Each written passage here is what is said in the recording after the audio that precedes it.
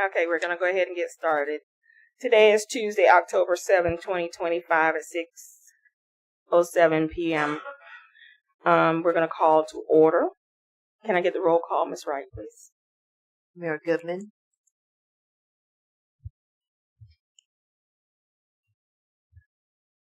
I'm here. Council President Hinds. I'm here. Vice President Cox. Hello, here. Councilmember Jones. Here. Councilmember Martin. Here. Councilmember Riccio. She's absent. City Manager Sue Beaudet. Here. City Attorney Mr. Walker. Here. City Clerk Latricia Wright. I am here, and all other staff. Here. Thank you. We will have the opening prayer and pledge of allegiance to the flag, Mayor Charles Goodman.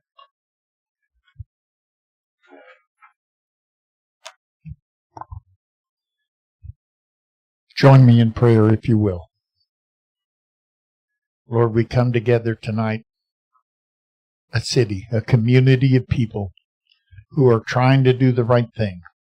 Lord, I ask you to be with each one of these council members as they weigh the options that are before them. Give them the wisdom to make the choice which is best for their city.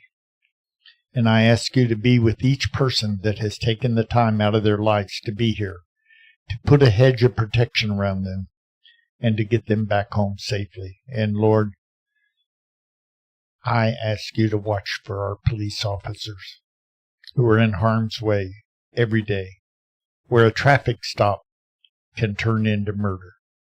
And I just ask you to give each one of them the training and the wisdom to use that training in such a way as to preserve their life. I ask this in your name. Amen. I pledge allegiance to the flag of the United States of America and to the republic for which it stands, one nation, under God, indivisible, with liberty and justice for all. Thank you very much.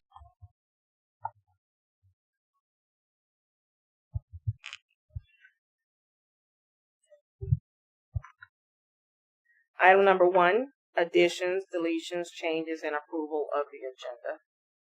I have an addition. Well, I have two. First, I need to add the proclamation right after the Mayor Student of the Month. And then I need to add Resolution 2025-118. You can make that item number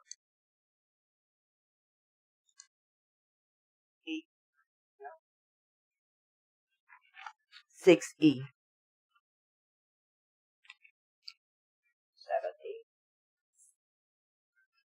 6. 7. Oh, I'm sorry, 7, yes. 7E. And what's the resolution again?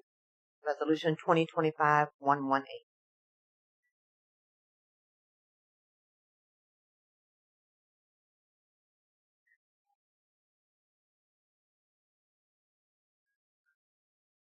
So a different proclamation other than the student of the month.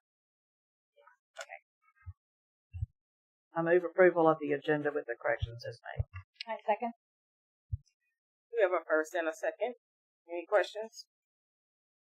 All in favor say aye. Aye. Any opposed? Motion passes.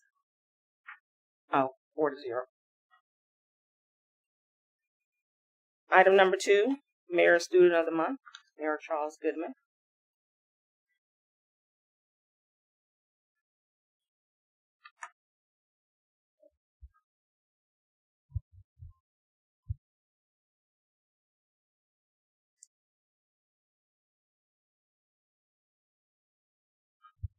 Any chance I have a Miss Amani Palmer?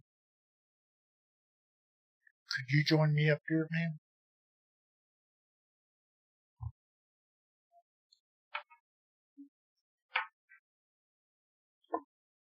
May I call you Amani? Miss Amani, you were nominated by Mr. Goodale, who made the following comments. Amani is a consistently respectful and kind student who demonstrates genuine willingness to collaborate with and assist her classmates. She approaches every activity with a positive attitude and is always well prepared to participate. Her readiness to contribute thoughtful answers to each question reflects both her diligence and her enthusiasm for learning. That is quite a statement, Amani, and I think I am very, very, very proud of you. I'm sure your parents are too. I have a couple of things that I would like to give you.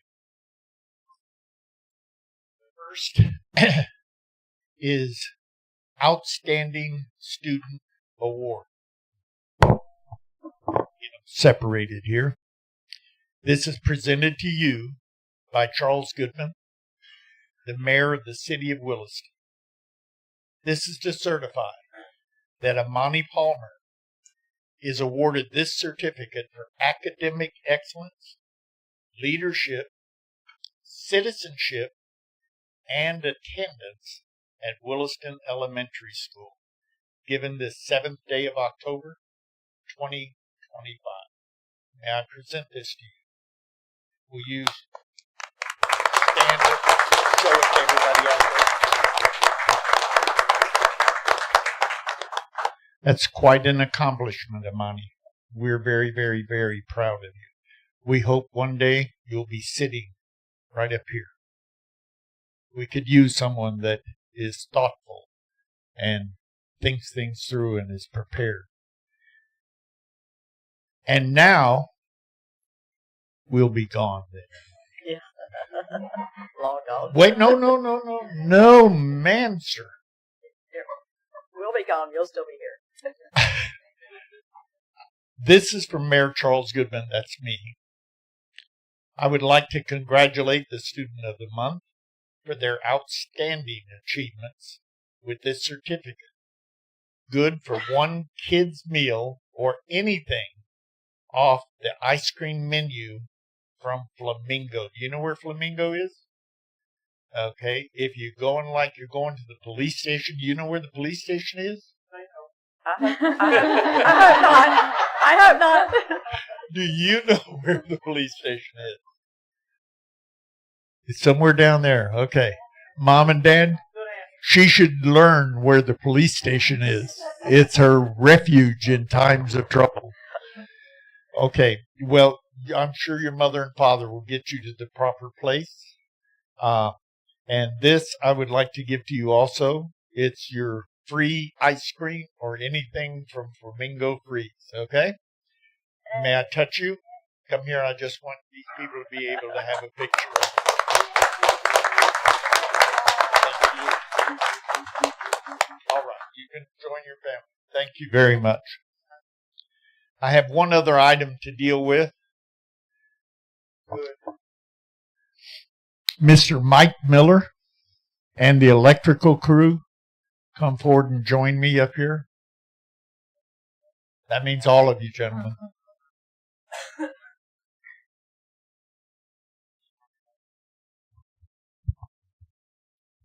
These people are the people that are keeping your electricity in your homes.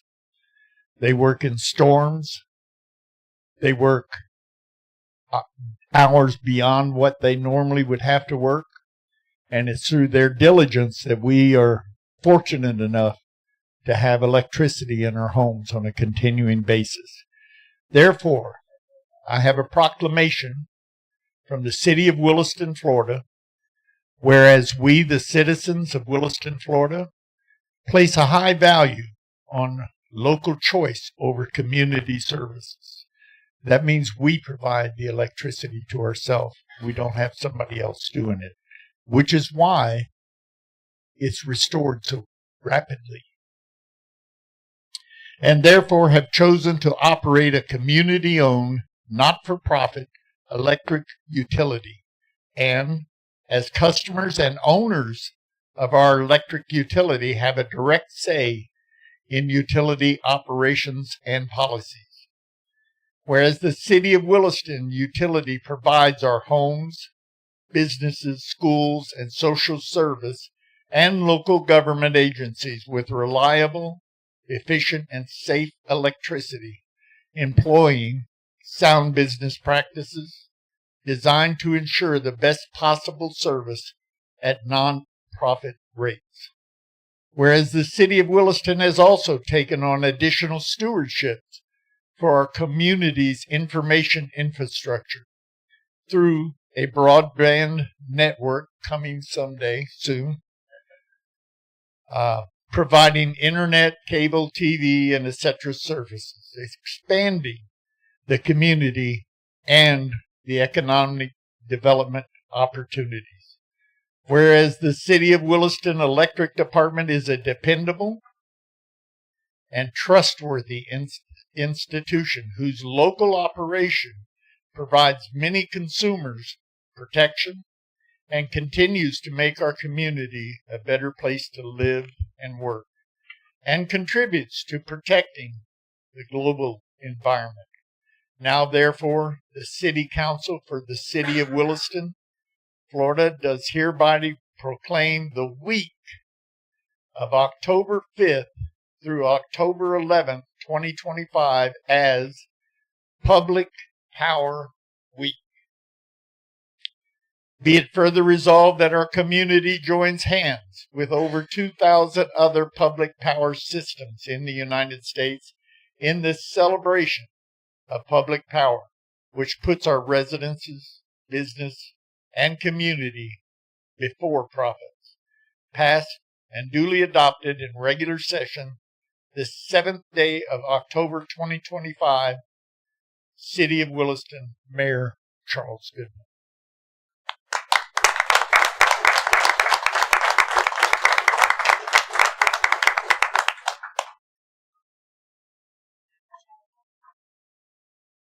Look at the camera.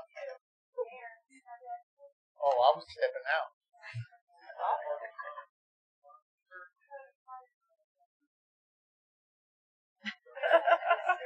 She is bossy as ever. Thank you, man.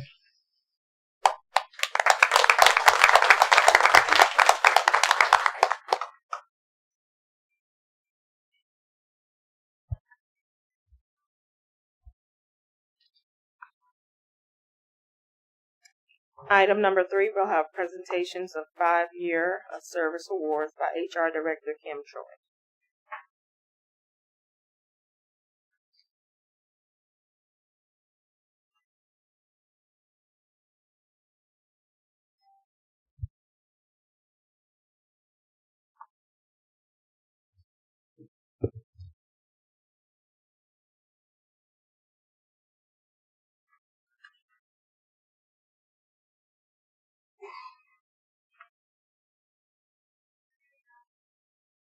Gotta hold it for a second. When it lights up, it'll be there.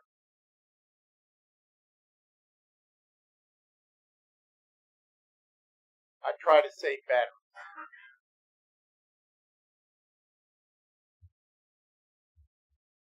All right, tonight we are presenting certificates of appreciation for our employees that have served the City of Williston for over 5 years. Well, the last 5 years. Certificate of appreciation. This certificate is presented to Eduardo Ignacio Simon. Sorry if I butchered his name. Thank you for your dedication and contributing to the City of Williston's success over the last 5 years. Who is currently working.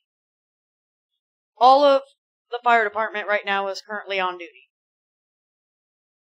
Certificate of appreciation. This certificate is presented to Robert Davis. Thank you for your dedication and contributing to the City of Williston's success over the last 5 years.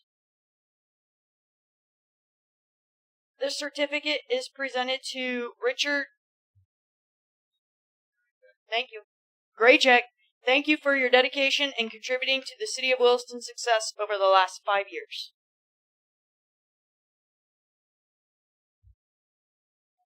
This certificate is presented to Riker Gothier. Thank you for your dedication in contributing to the City of Williston's success over the last 5 years. This certificate is presented to Ross Gauthier. Thank you for your dedication in contributing to the City of Williston's success over the last 5 years. This certificate is presented to Stephen Bird. Thank you for your dedication in contributing to the City of Williston's success over the last 5 years. This certificate is presented to Aaron McCormick. Thank you for your dedication in contributing to the City of Williston's success over the last 5 years. This certificate is presented to Gregory Morale. Yes. Thank you for your dedication in contributing to the City of Williston's success over the last 5 years. This certificate is presented to Richie Sukan. Thank you for your dedication in contributing to the City of Williston's success over the last 5 years.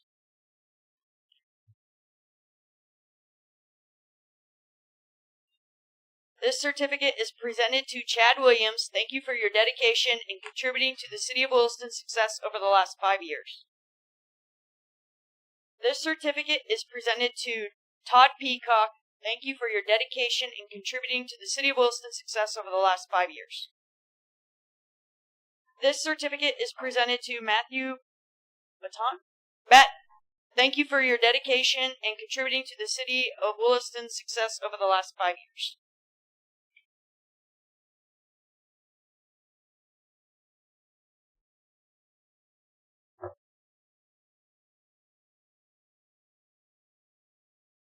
And now moving on to the police department.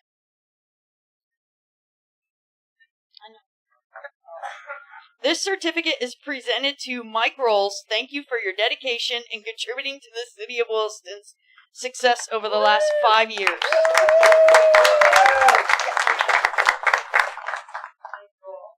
you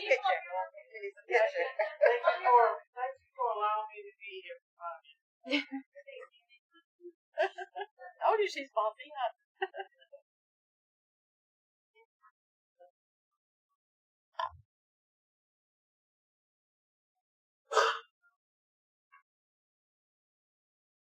This certificate is presented to Doreen Casalo. Yes? No? Okay. Thank you for your dedication in contributing to the City of Williston's success over the last 5 years. Have a test on names. I know. This certificate is presented to Scott Confessor. I don't know him. Thank you for your dedication in contributing to the City of Williston's success over the last 5 years. But he will take your confession. You know, it's like the weatherman who doesn't know how to pronounce the cities. This certificate is presented to Stacy Goodson. Thank you for your dedication in contributing to the City of Williston's success over the last 5 years. This certificate is presented to Haley Wallen. Thank you for your dedication in contributing to the City of Williston's success over the last 5 years. And now we're moving on to City Hall. This certificate is presented to Donald Barber. Thank you for your dedication in contributing to the City of Williston's success over the last 5 years.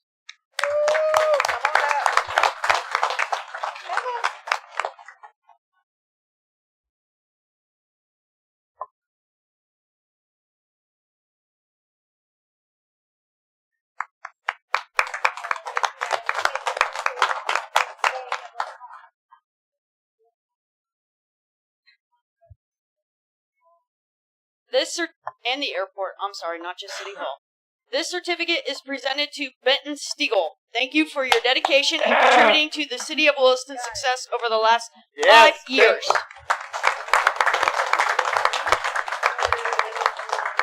I'll make you come all the way over there. And Mr. Stiegel does know what a razor is for. I like it.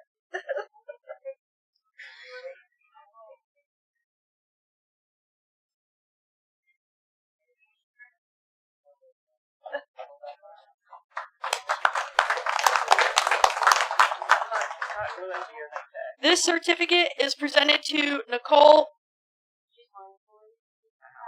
Mouse. Thank you for your dedication and contributing to the City of Williston's success over the last 5 years.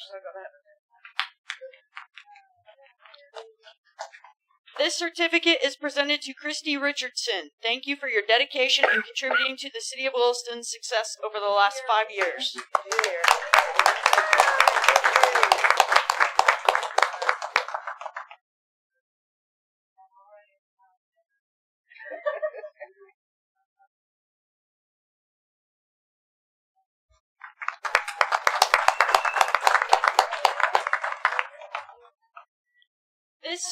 This certificate is presented to Kelly Hars. Thank you for your dedication and contributing to the City of Williston's success over the last 5 years.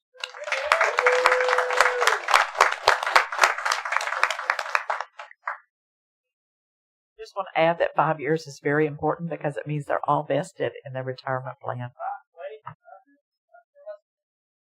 Yeah, you're 6. 8. 8. It was 10. We lowered it. They were 10. We lowered it to 6. I thought it was 10. This certificate is presented to Joseph Whitehead. Is Joey here? Thank you for your dedication and contributing to the City of Williston's success over the last 5 years.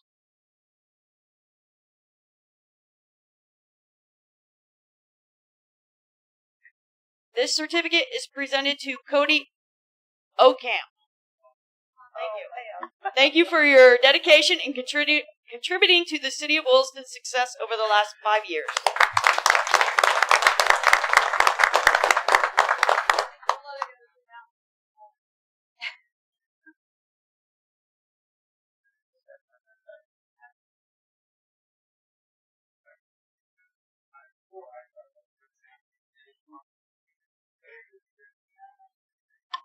This certificate is presented to Michael Miller. Thank you for your dedication and contributing to the City of Williston's success over the last 5 years.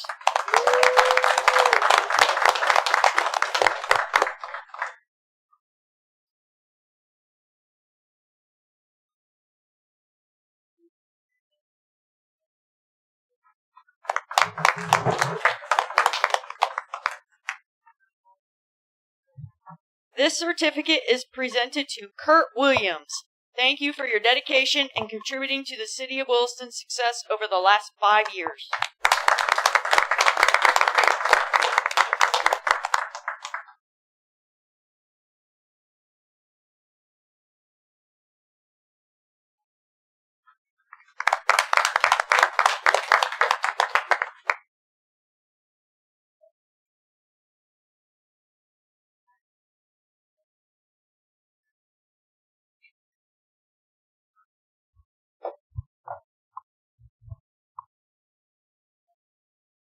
Madam President, may I speak for a moment about this?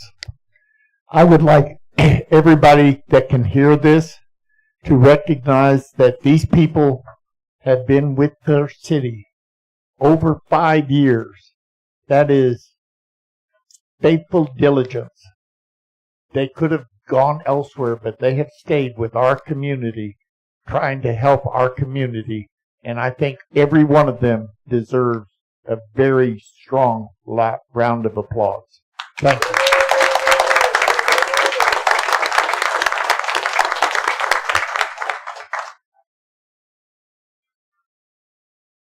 Thank you. All right, so the next item on our agenda is going to be public participation. This is the first of 2 that we will have tonight. You have an opportunity to speak for 5 minutes on anything that's not on the agenda.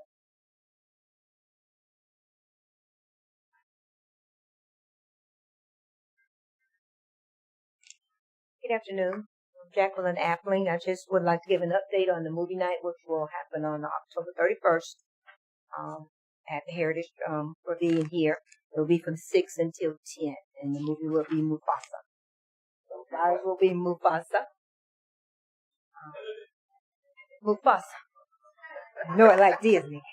So this is just an update, and I work with Latricia and many others that will help us. But it will happen on October 31st from 6 until attend. So we hope to get flyers out and get it on Facebook for those people that was on Facebook, and hope everyone will bring kids out.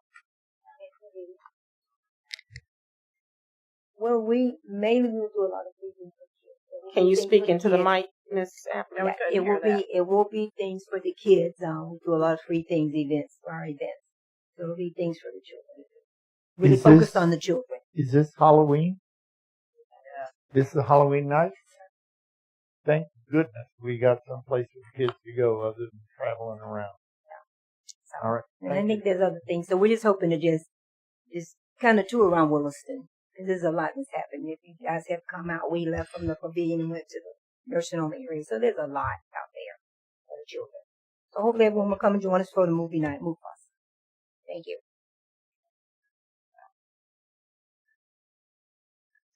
Is there anyone else?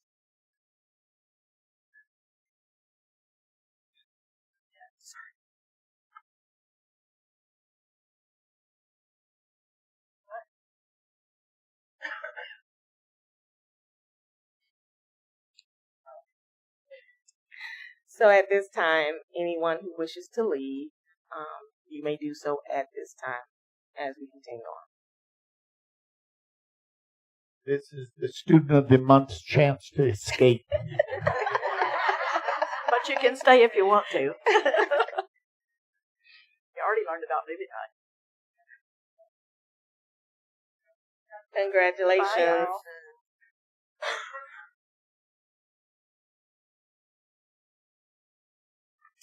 Okay, we will move on to item number 5, consent agenda. Council minutes from September 16, 2025 will be on the next agenda. Resolution 2025-115, resolution of the City Council of the City of Williston, Florida, approving the contract for Fiber Smith and 3GIS services, authorizing appropriate parties to sign any document requiring to effectuate same on behalf of the City of Williston and providing an effective date.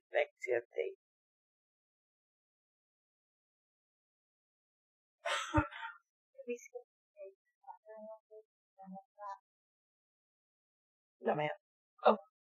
We haven't missed it. I move approval of the consent agenda. A second. We have a motion and a second. All in favor say aye. Aye. All those opposed? Motion passes 4-0. Even though I didn't say aye, but I meant aye. All right. So updates. At this time, we will have staff and board and council updates. We're going to start with City Manager Sue Beaudet. Thank you, Madam President. Okay, a couple of updates. Just wanted to let you guys know on Thursday, September 18th, I had a meeting at the Levy County Supervisor Elections Office. I attended with Nikki and BJ. It was to discuss address data issues. I know, super exciting, but to make sure that, addresses throughout the city are correct in the event that, somebody calls 911. So we talked about certificates of occupancy, annexations, expired permits, vacant land, deleted addresses, address changes, split parcels, and hurricane damage. There was a whole host of people there, like the property appraiser, the Levy County tax collector. Very, very good session. So I appreciate being invited to that. Wednesday, September 24th, I attended a Swanee River League of Cities strategic planning session.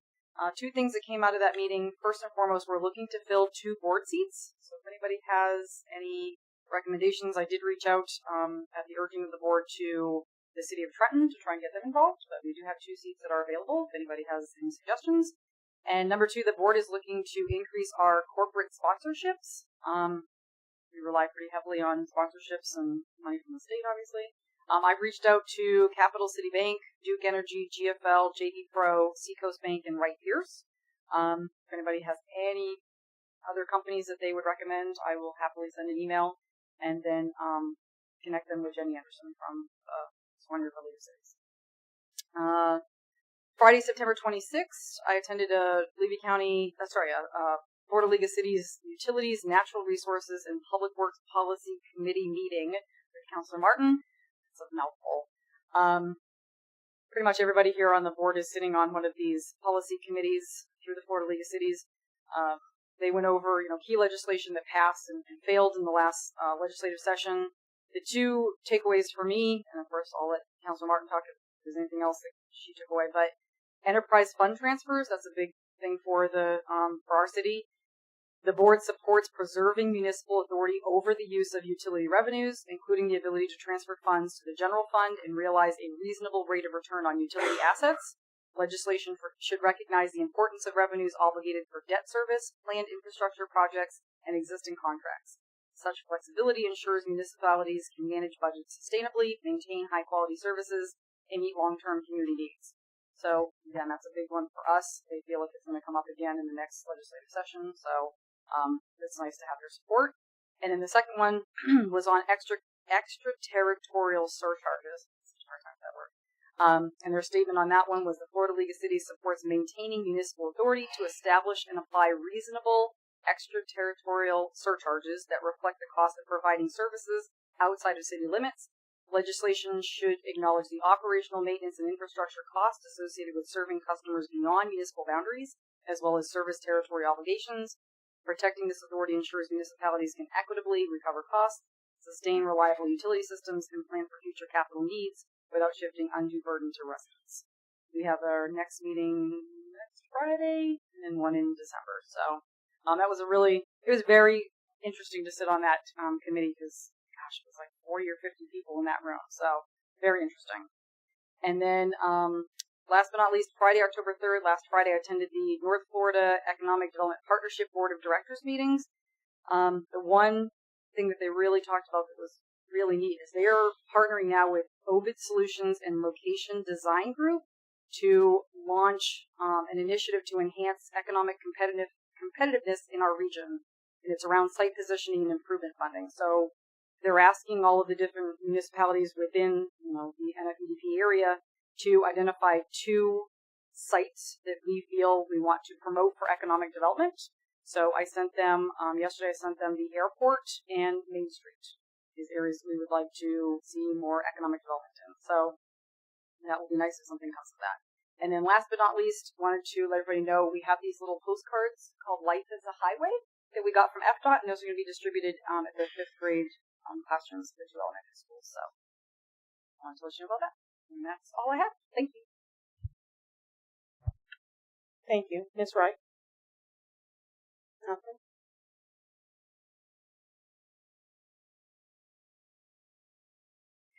Chief Rose?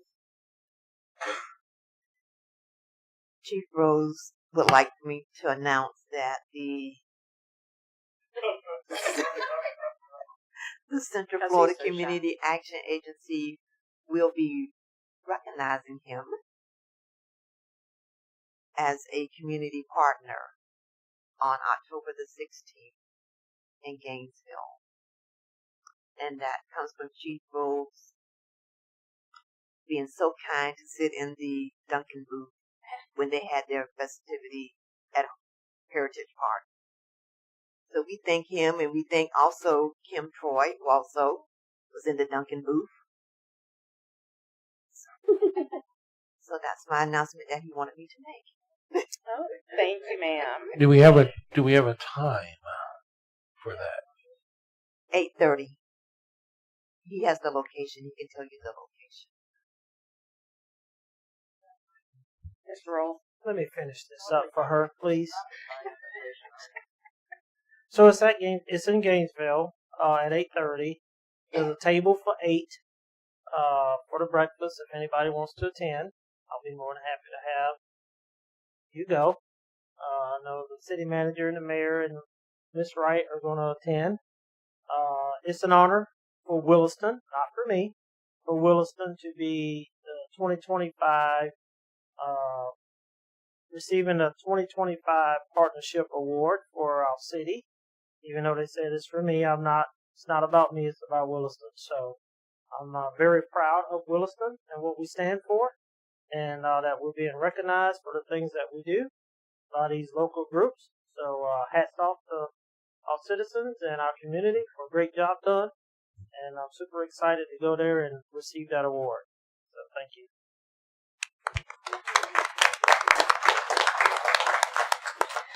Thank you. We have one more thing, man. Oh, okay, yeah. Sorry. This one's a real thing, right? Homecoming parade is October 9th. Starts at 5:30 to leave the school. Take the same route that it normally takes. So come out and be a part of the homecoming parade. It's a lot of fun. You sit on the side of the road and wave at the football team and everybody as they go by. So October 9th, 5:30, homecoming parade. That's it. Thank you, thank you. Any other staff? Miss Troy? Chief Stigl? Okay, Miss Troy. Miss Troy. Thank you. I am going to be sending out the city clerk's evaluation forms to you all this week. That's all I have. Thank you. Mr. Stigl. Yes, ma'am. Thank you. Just want to let y'all know that the fire department, police department, Wright, Pierce, Mr. Donald Barber, and Miss Sue have been working on putting together a presentation for a public safety complex that we're going to try to present on legislative days on October 21st. We've been doing a little brainstorming on that, trying to put together some information, some of the issues we have with our building, and along those lines, and hopefully we can get a better response than we've gotten in the past. That building is beyond, at this point, I wouldn't want to give it to anybody or even let anybody else use it. It's way beyond where it needs to be. Also, and just one other thing, real quick thing, we were approved for a grant for the washer and extractor machine for our bunker gear. It's a $22,000 grant. We do have a 25% match, which we're going to the county with, because they've told us to come back and seek funding for our grants and stuff like that. So we're going to present that to them sometime next month. That's all I have.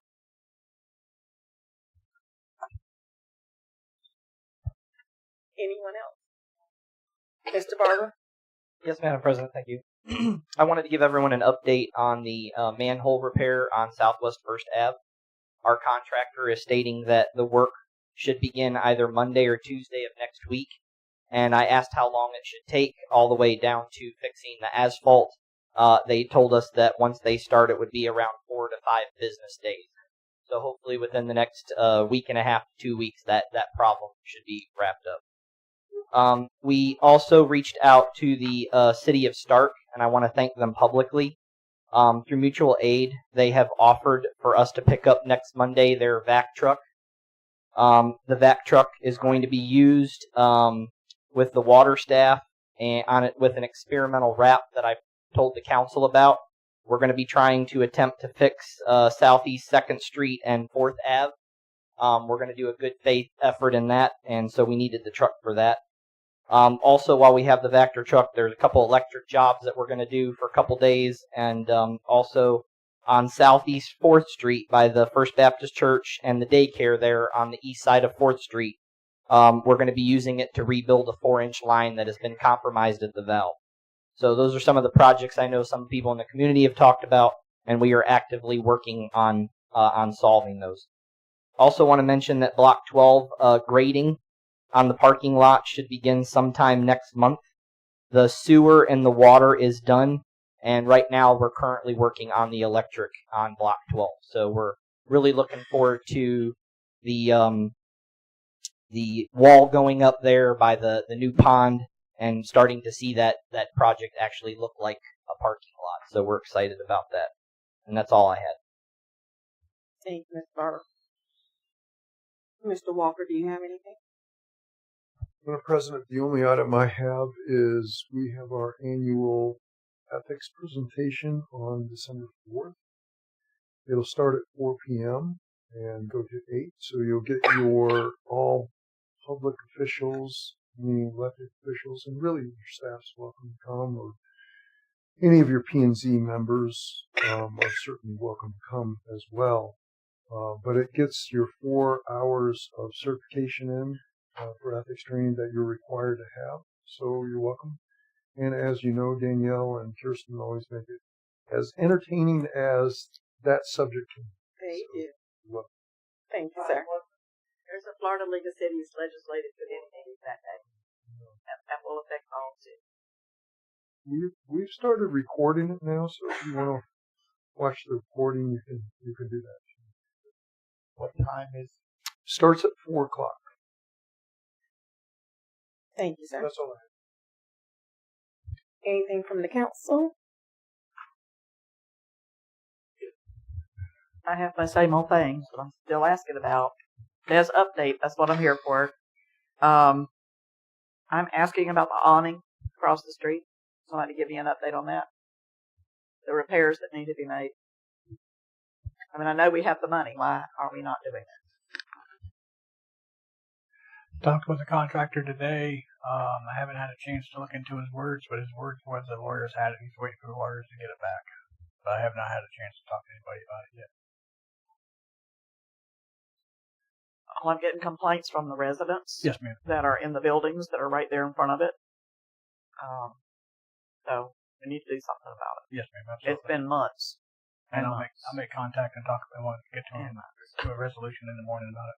Okay, let me know what you find out. I appreciate it. Yes, and I'm also asking about the central bidding and the purchasing policy, and if we put out the RFP for the Peso property, which has also been months and months and months. This department. The RFP was put out by the planning department, I would say, over 2.5, 3 weeks ago. Even last council meeting, the RFP was up. The pictures and the bid documents and everything were submitted and are up on central bidding. If you go look for it, you'll find that's the project under City of Williston. It would be wonderful to know that. Yes, ma'am. And that's I think the reason why the update wasn't given last time is because no one from the planning department was here. So did we get it to where it's copacetic with the purchasing policy now? Yes, everything was reviewed by the city attorney, and everything that was submitted by the city attorney was given over to Nikki. And Nikki went and got the pictures from some of our staff. We posted the whole project. We put all the dates. Everything was reviewed by the city attorney. It's been out. I think it was a 45-day bid window. That was my next question. Yes, ma'am. I think it was a 45-day bid window, and then of course there's a period of time for the bids to be selected and gone over and all that. But all that was posted at least 2 or 3 weeks ago. Okay, so the next question is: have we notified the people we knew were interested? We put out the advertisements in the newspaper. We notified central bidding. I know that she emailed a lot of the contractors that we've worked with in the past, and then there were some folks who'd been talking to us about some economic development, and I believe she sent them some information on that, but she'd have to confirm that. But I believe Nikki did send out. She is Nikki. Okay. Yes, Thank ma'am. you. That's who's handling it. Appreciate it, sir.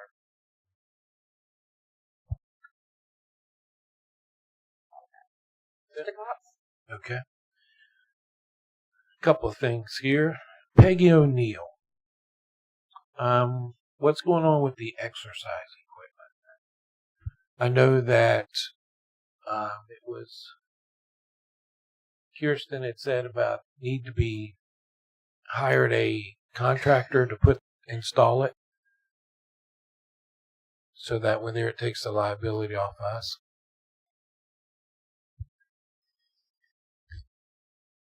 This is actually the first I've heard about a contractor taking it over. I was in the process of cleaning up Peggy O'Neill. There's still a couple trees that need to get down. We were waiting for the knuckle boom to get fixed. That's just got fixed in the last couple days. There's still a couple trees out there that are marked.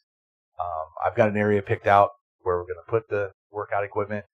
I need to tear into the equipment and actually take a physical look at it. We're trying to get the schematics from it too. Miss Megan was going to look into finding me the schematics for the equipment. I guess it's been sitting there for a couple years, so need to find out how to actually build it before I start putting it together. I have a plan put together. The park is 75% cleaned up, and now we just need to take down those trees before I want to bring any of that equipment there. Okay, thank you.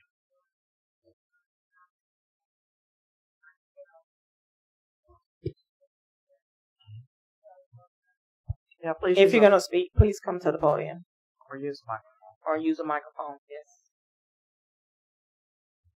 I was just trying to let Ralph know that I was part of ordering the playground equipment, so I should be able to get whatever he needs as far as literature or whatever. If we don't have it, then I can contact the lady that we ordered it through, and then I should be able to get anything that we need. Thank you. Can I tag on with that, Mike? Have all the lights been fixed? and the globes.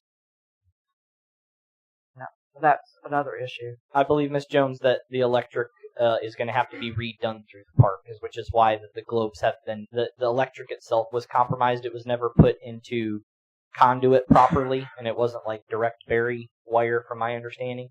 So once the exercise equipment was put in, I think they discussed, then designing which path the lights would take, and then laying new conduit, putting new lights up.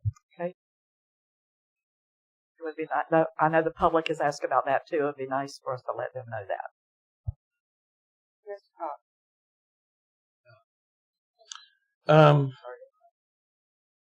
I like the weekly report. What I would like to see in it is a little more detail about what the meetings were about. Just meeting with somebody, like going to the one in Lake City. Give us some meat to it so we can know what that is. Little disappointed that we're not discussing the investigative report. Really thought that would have been on this agenda. Organizational charts. I think right before you went, city manager went to Greece. Organizational charts were sent out, but they still had some employees who no longer work for us. So if those could be updated. They have been updated because I did get them again. I don't know that they sent them to everybody, but I asked for an updated one and they did give it to me. So okay. It should be ready for everybody. Vicki did that for me. Okay. Laura's office. I know we had talked about, when she comes here to use it and things like that. But if we need office space, we can take that over. And from what I understand, the gentleman for the fire inspector, he uses this room right here when he comes here. So we could do the same thing, for Laura. So just figuring, just throw it out there. If we need the office space, we've got that there. And also, aren't there some extra desks in the back behind the counter that can be utilized space back there? So she can utilize that space as well if we need an office for somebody. Miss Troy, what are you doing? Yeah, good. Miss Troy. Oh, I was just gonna say, sir, I will email you in the morning an updated org chart. I'm the one that is updating them. Okay. If you'll send it to everybody, that'd be great. Thank you. Yes, Madam President. Anyone else? Miss Meredith. Mine's at the end of the agenda. Okay. Mr. Mayor, do you have anything? Yes, I do, Madam President. This is not something that I do easily, but I'm going to do it nonetheless. I wrote a letter to the city manager, and in that letter, I did not have all of the facts. And I should have, before I wrote that letter, I should have done a much deeper investigation into what was going on. I'm not going to go into detail. If somebody wants detail, they can meet me in my office. But I am here to openly address the city manager and apologize for having written that letter and putting you in such an awkward position. That's all I have. Thank you. Thank you. Okay, so we're going to go to item number 7. New business. Tessero presentation ready. Waiver update by Matt Singletary with Tessero. Hello, I'm Matt Singletary of Pastor Associates. We're the engineering and architecture consultant for the airport. So on behalf of the airport, we just wanted to give you some updates on some recent funding changes, specifically through the Florida Department of Transportation Aviation Office that fund a majority of projects at the airport. And so it has to do with this the READY waiver program. READY, if you may be familiar with it, Rural Economic Development Initiative. There's a handout, I don't know if y'all saw it in the back, that has some information on this situation, but Rural Economic Development Initiative. The reason we wanted to bring it up tonight is the current project at the airport, which we're going to start design on soon, the Runway 523 Lighting Rehabilitation Project, is being impacted by these changes that are being put in place. And this READY waiver program, it deals with grant funding for the airport. But just to be, I guess, to concisely state, I'm going to read a portion of what's on the handout. So the READY waiver refers to waiver of local matching fund requirements for state programs and grants awarded to rural or economically distressed communities. The Florida Department of Transportation has the authority to fund up to 100% of eligible project costs for publicly owned, publicly operated airports located in READY eligible rural communities. This provision effectively eliminates the need for a local match on qualifying airport projects. Historically, this statute has enabled small rural communities such as Levy County to access critical airport infrastructure funding without the financial burden of cost sharing. However, recent interpretations by the FDOT Aviation Office now place the READY waiver program at risk. Basically, to give you a little bit of back, so in general, the airport historically has been eligible to get all the funding for projects at the airport 100% funded. Now, what the change they're trying to implement, if it does move forward, would require that the airport provides the standard match for motion infrastructure project, which is 20% of the total cost. So, with capital improvement projects, there are hundreds of thousands to millions of dollars normally. So you're talking about a significant amount of money. For instance, on $1 million project, 20%, $200,000. Also, to just give you specifically Williston's capital improvement program, at the bottom of this, there's a table for magnitude of cost. If this were to carry forward for the next few years alone, you're looking at over $400,000 of cost that would not have been required for the airport to put in as a match. So it is significant, I guess, is the point on that. But just another little quick background on what has happened and how this came to be. About 2 years ago, there was legislation that was passed that had the intent of providing more money to rural airports. And unfortunately, what ended up happening is that the result is it's limiting the funding for airports, limiting this READY funding. So the bill was passed. There was a Florida statute specifically covering the READY program at airports that added some language to the statute, and it identified specific types of projects that the READY waiver could be applied to, whereas before it was broadly applied to any project. So that's the change that's limiting the funding. So I guess just that we just wanted to make you aware of this. It is significant for the airport. It's unfortunately the district within FDOT that Levy County is in, District 2, they're the ones that have taken this interpretation upon themselves to what the words in the statute say. So it's affecting here. It's not statewide accepted yet. And through consultants and other rural airports, this is impacting in District 2 and the Florida Airport Council. There has been communication put out to state representatives to try to affect some change. It sounds like, on a positive note, that is already having some effect and that maybe this would get overturned soon. But that's basically it. I'm just here to make you all aware of it. That it is significant for the airport, and that's basically all I have, unless you have any question about that for me or Benton. I don't know if you wanted to say anything on the topic. We're on it. Oh, go ahead. You said that this was in the works, but then you said that this has been done. So yeah, so one thing I meant to clarify a little bit. So it came to us only a few months back, maybe June, where our District 2 program manager that we deal with for the grant funding with FDOT told us that there would be some changes coming.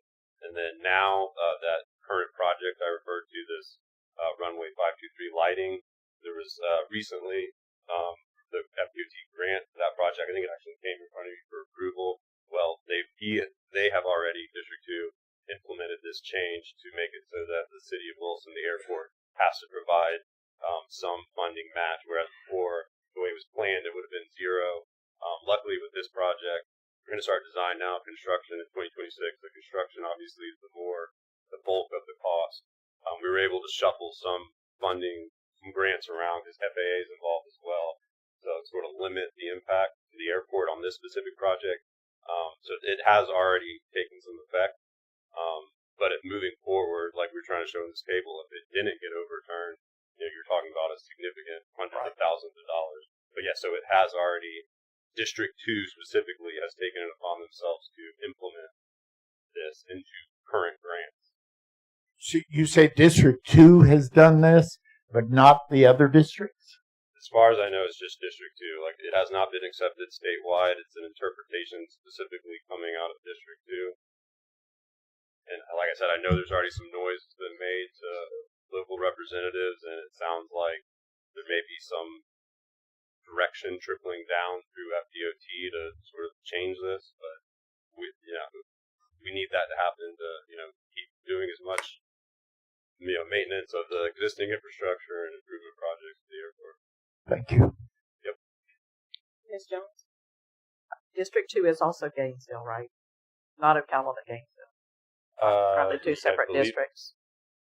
It's a certain portion of the state of Florida, the counties. I believe it covers Alachua County. Yeah, I think it goes that way instead of the other way. Yeah, it goes to the northeast. Right. Yeah. It sounds to me like all the airports from that district too, they may need to get together, and sounds like a wonderful thing to take to our legislative delegation for one thing. Yes, if ma'am. they are doing their own interpretation that's different from everybody else. Yes, ma'am. We've had several conversations with Passero, and Passero represents several of those airports as well. That are ready airports. I know Gainesville's probably not a ready airport because they're too big, No, ma'am. so they couldn't care less. And it looks like maybe a $9,000 hit on this particular project. Well, that's because of Matt. So it was significantly more. Oh, it was more than that. Yeah, and Matt and Passero did some shuffling around of some other projects, and Wonderful. we ended up using some bipartisan infrastructure money to facilitate lowering our costs even more. So at least we know we using- can proceed with that project. Yes, ma'am. Mm-hmm. Yeah, because it was going to be, I think it was going to be a $60,000 hit. I mean, I'm looking at the other ones down here. Yeah, it's significant. It is significant, and that's but why that one's not too bad. And that's why we wanted to, Brad and Matt and I kind of talked about it, and we wanted to make this presentation to make you guys aware that this is going to have a significant impact. So reaching out to any local legislators about it would be very nice, because we're not going to be able to do some of this stuff without that help. I mean, I feel like our airport is just starting to get on its feet and be a competitor, and this would kind of stymie us a little bit. I don't think it would take us out of the fight, but it would stymie us. Any other questions? Any questions from the public? Thank you, sir. Thank you.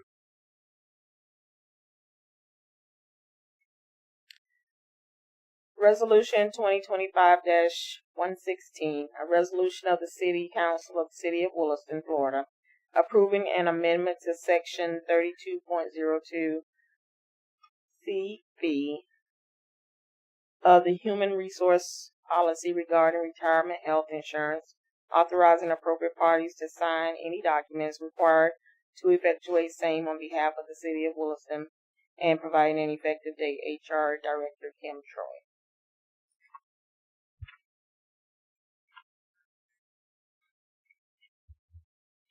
I provided each one of you exactly what the HR manual states. It's in a separate handout, but for the retirement part in Exhibit A is covering the retirement for the health policy. Adding C, because we did the 25 and out, but if you see A and B, if employee retiring from the City of Williston who is at least 62 years old and has worked for the city 25 years or more and who at the time of retirement has been covered under the city's health insurance plan for at least the past 5 years, will be offered continued health insurance coverage on the retiring employee only under the city's group health plan until attaining age 65 at no cost to the retiree. And then Section B talks about an individual who is 62 but has worked for the city for less than 25 years, and who at the time of retirement has covered under the city's health insurance plan for at least the past 5 years may purchase health insurance coverage on themselves under the city group health plan until they attain age 65. So with the 25 and out, I am asking for approval for an employee retiring from the city of Williston who is not at least 62 years old and has worked for the city for 25 years or more, and who at the time of retirement has been covered under the city's health insurance plan for the last 5 years, will be offered continued health insurance coverage on the retiring employee only under the city's group health plan for 32 years from the date of retirement at no cost to the retiree. It's basically a reflection of A. 3 years, yes. It is basically a reflection of A, just updating the 25 and out instead of the 62-year-old rule.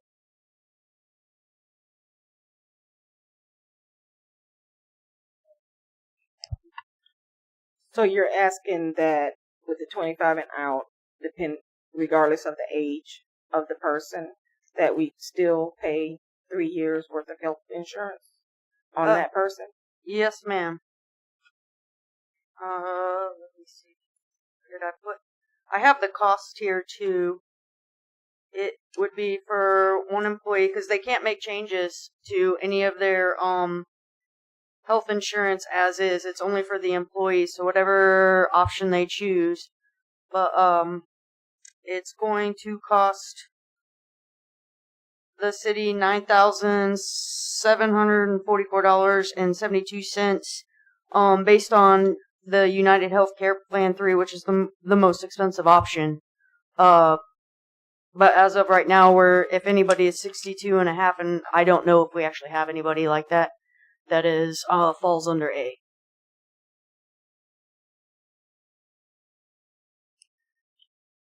Yes, Ms. Meredith. Is this a standard procedure in other cities and other company policy? Or is this a little unusual to the city of Williston?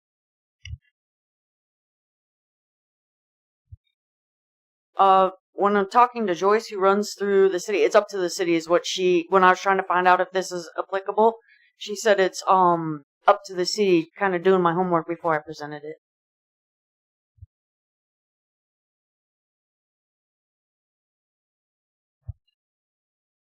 Madam President?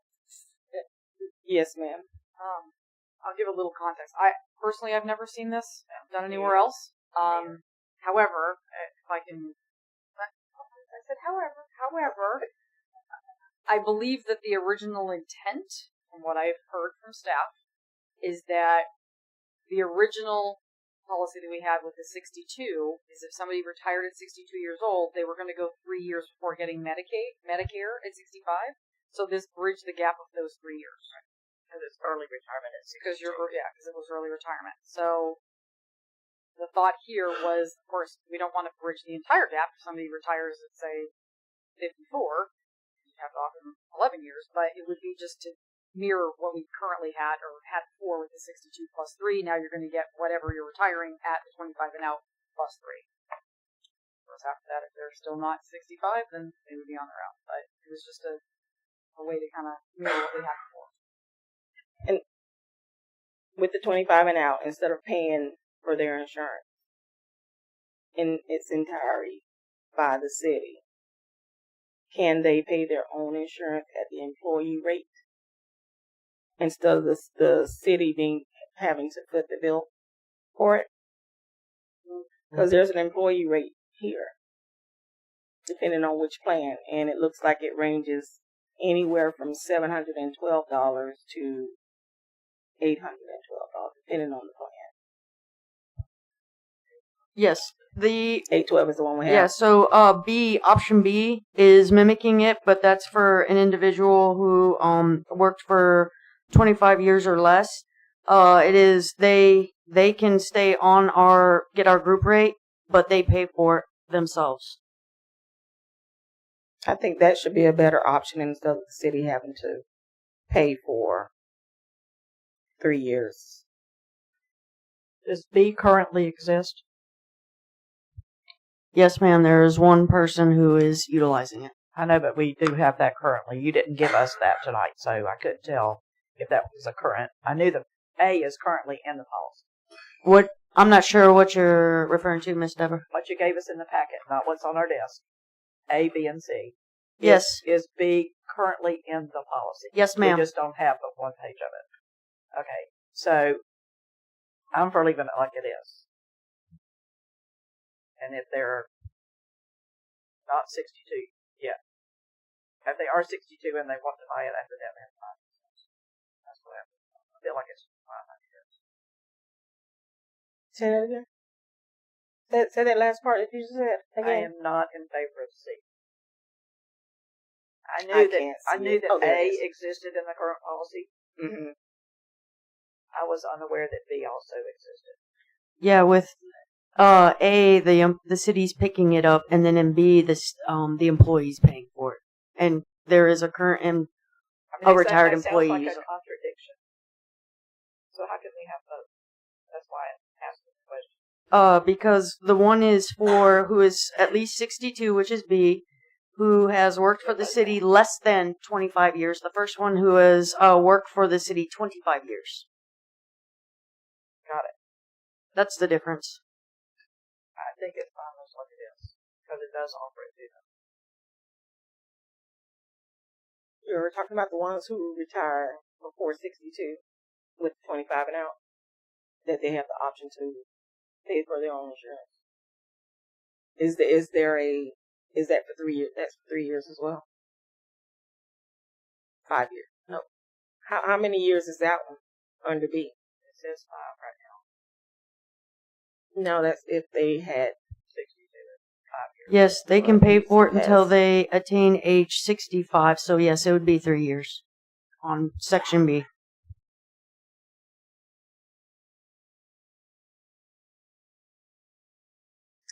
But related to the 25 and out, 25 years and out, they still pay. They could pay for it. We have no policy on that right now, Okay. ma'am. So, okay.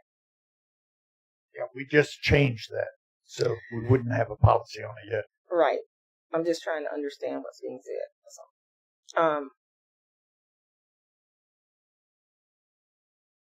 yeah. I think I'm with Miss Debra. I'm fine with leaving it as it is if they are. Well, actually, I'm not. I don't think we should be paying for anybody's insurance. $10,000 a year is a lot. Taxpayers' money. I don't think that we should be doing that. And that's per employee. If we had 5 or 6, we'd be in trouble. Yeah. So I think we need to remove that at no cost to the retiree.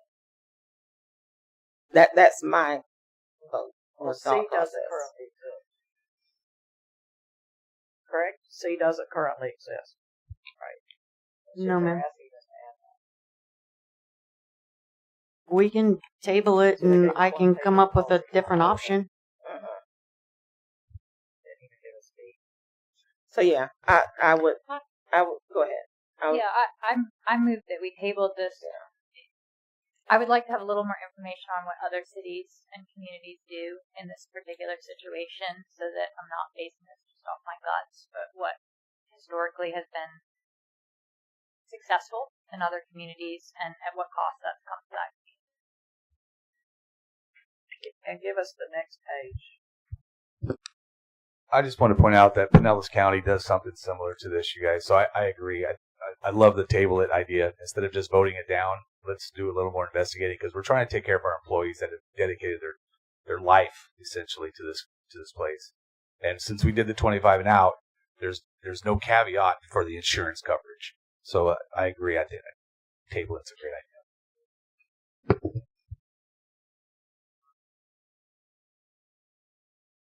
We have a motion to table. I make a motion we table this to the next. Okay, so we have a motion. I second. So we have a motion and a second. Any discussion from the public? Any discussion from the council? Motion passes. Well, actually, it doesn't yet. The tabling does pass. So let's vote. All those in favor say aye. Aye. Aye. Aye. All those opposed say nay. Motion passes 4-0.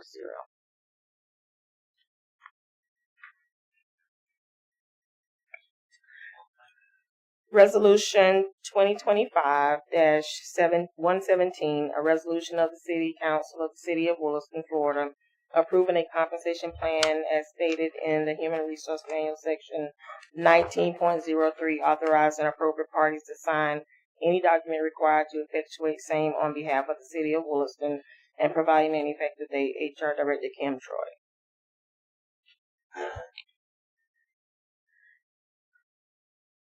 Little backstory on this, because I didn't get a chance to, well, I'm not going to lie, I forgot to email everybody. I've had a discussion with some of you.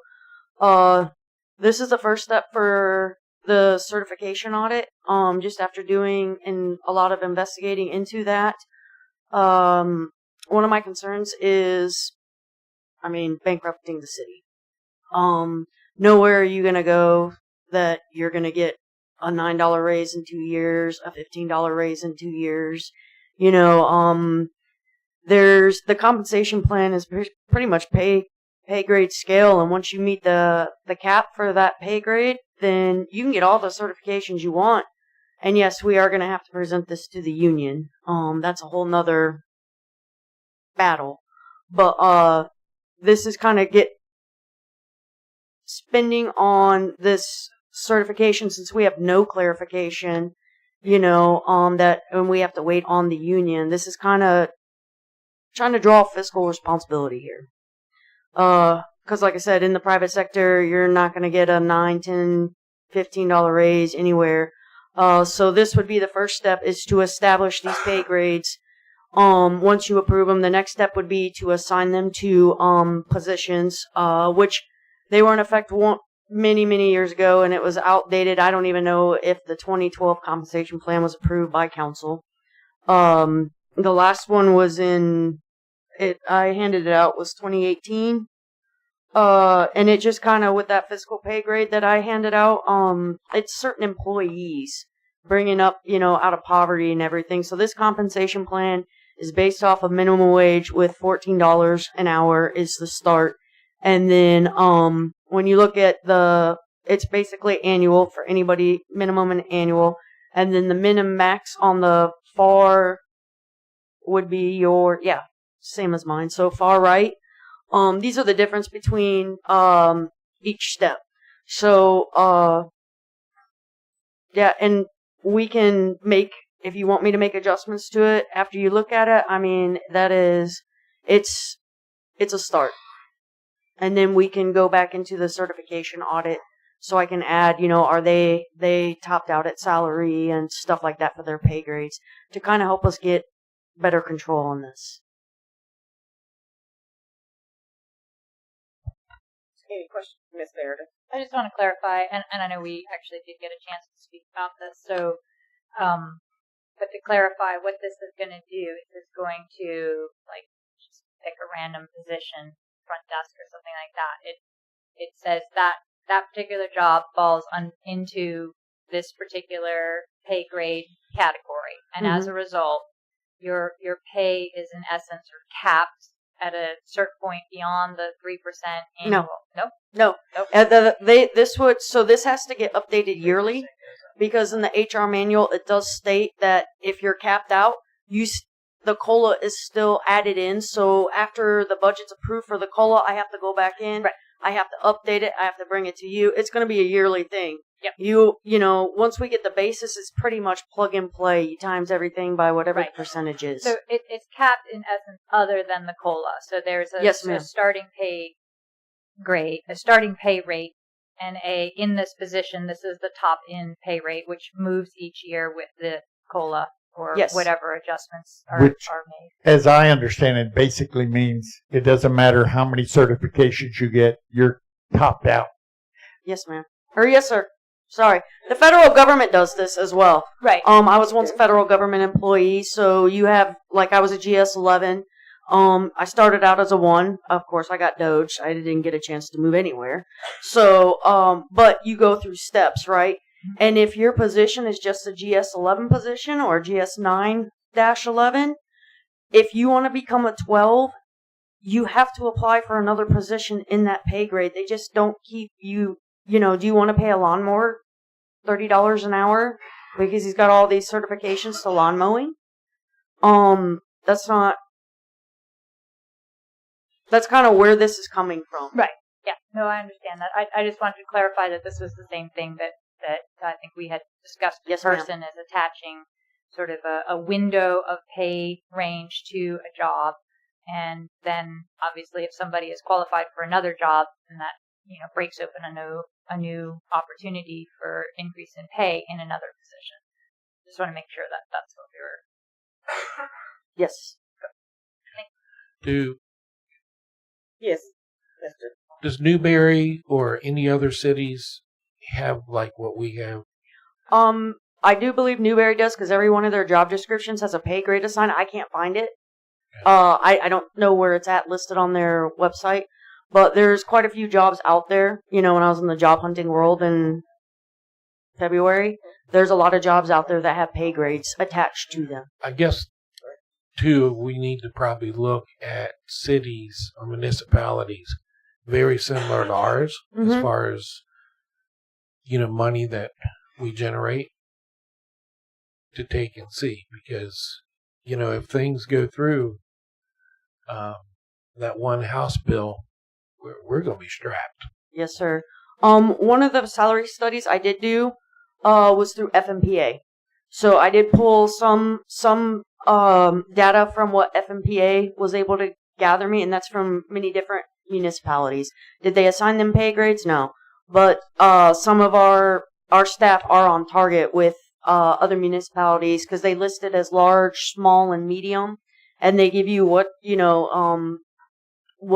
would make you small, large, and medium, and we fit into FMPA small. So some of that data, doing a few salary studies, some employees are right on target for FMPA standards. Because when I was with you and we went through the different certifications too, I mean, you got an employee who did 9 certifications. Well, I would expect that employee to be working different things out in the field. Yes, sir. So, Yes, sir. And I know with the university, and I think Mr. Fuller can agree to this too. If you're working this job and you're maxed out at, let's say, $17 an hour, $18 an hour, and you go, you know what, I want to move over to here. But this job only tops out at $15 an hour. When you transfer over, you're going to that lower rate. You don't get to keep that same, right. That same pay. So, Ms. Jones, you knew I was ready. You're so good. I'm holding it over here as long as I can. I have the impression that not all of our jobs have a pay grade assigned to them. No. And I asked about one the other day, and there wasn't one. It hadn't been assigned a pay grade. No, so what I did on some of them was, for example, if the starting pay was, I don't know, $22.91, right? So what I did was I did it in the benefit of the employee. So I looked at the pay grade that's established here. So $22.91 fits, it's, well, that's a bad example. Looking at the pay, looking at the wages, right? So if there was one that was exactly 22 even, that is the starting pay. for the benefit of the person filling that role, because they're so close, and looking at the job description, I more than likely assign them to the higher pay grade depending on where they fell, the responsibilities. So I tried to do it in the benefit of the employee when the starting pay isn't even, assigned a pay grade yet. Do we even have job descriptions for all of our employees? Yes, I'm working on updating them, but yes, we do. Not that I've seen. Is the answer to that question. I have majority of them on the desktop. And you may have made them up, but I haven't seen them. She said she's working on it.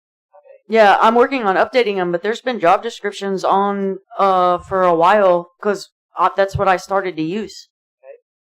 And a lot of them have the pay grades already updated on there. I mean, they haven't been updated. Some of them haven't been updated since 2019, but I've been getting with the department heads to help me update them. We're looking at a number and a dollar amount. We don't know who falls in what grade. And I guess to me, it's important to know that. It's not just numbers on the paper, it's people.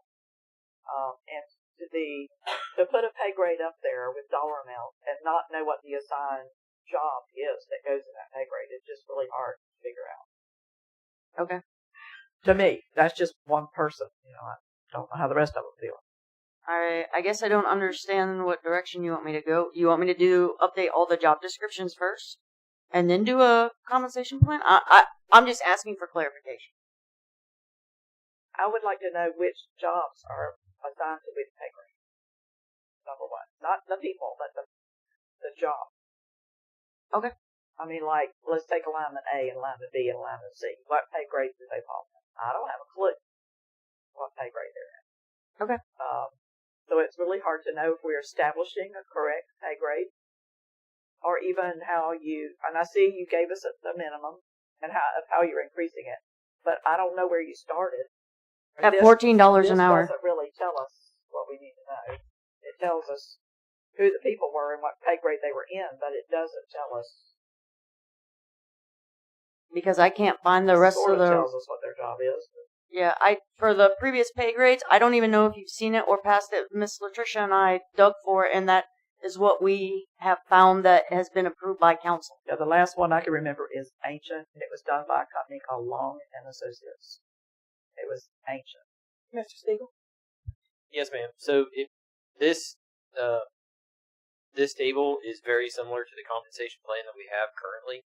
I mean, it's almost right there with it. And the way you were supposed to use the compensation plan, which had every job description with it. It had this table at the very front of the. I would love to see that. I have it in my office. I would love to see it. I need it. It stays with my HR manual. Needs it. Yeah. It was the one from 2012 that Kim referenced. It stays with my HR manual. It's got this as the second page after the cover page, and then it's got job descriptions. At the top of each job description, it has your job code, basically with it. So like a crew worker was a pay grade 2. Team lead was a pay grade 5. Most administrative assistants were pay grade 5s. Supervisors started out at 10s. Managers at 13s or 15s. So I mean, this exists. Yeah, that's good. Yeah, and I can get with Kim. We can coordinate this. And what's the date on that? That was 2012. That's probably Long and Associates. The question is, has it been updated with? I mean, probably not. But I mean, that's what this is. Yeah.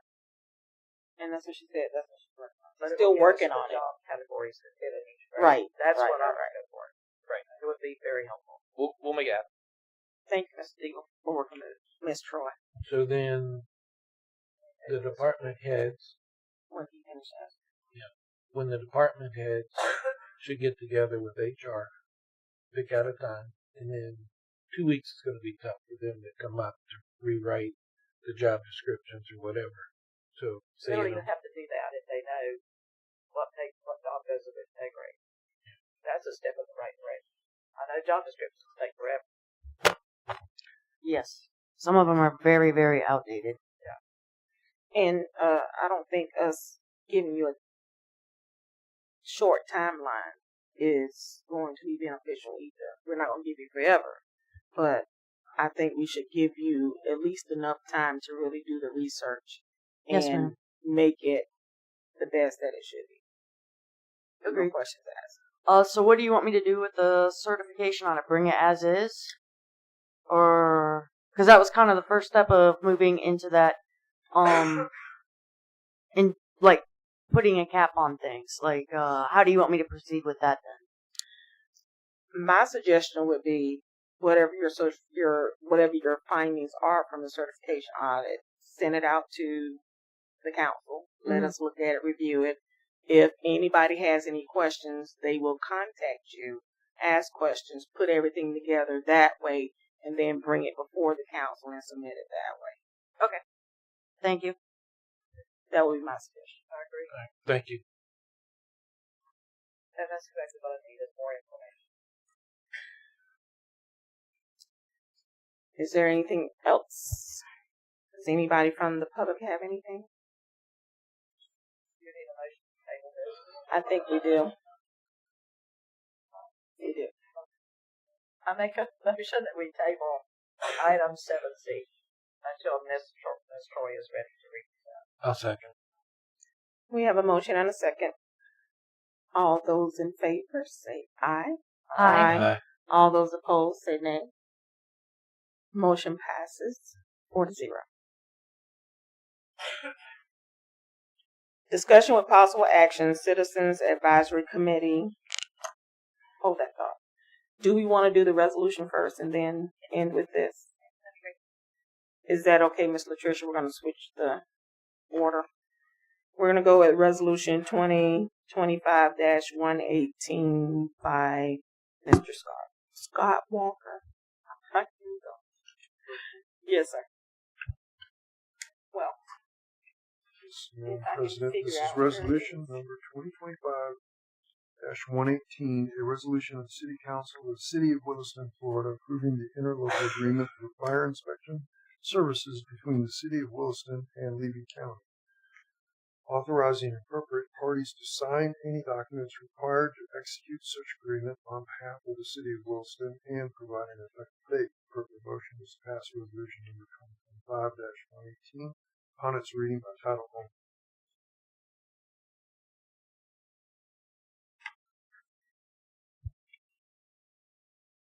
President Hinds, this is Danny. Yeah. Danny Yes. Alomar. Okay, I was going to ask Lamar, but Mr. Danny, if you would like to.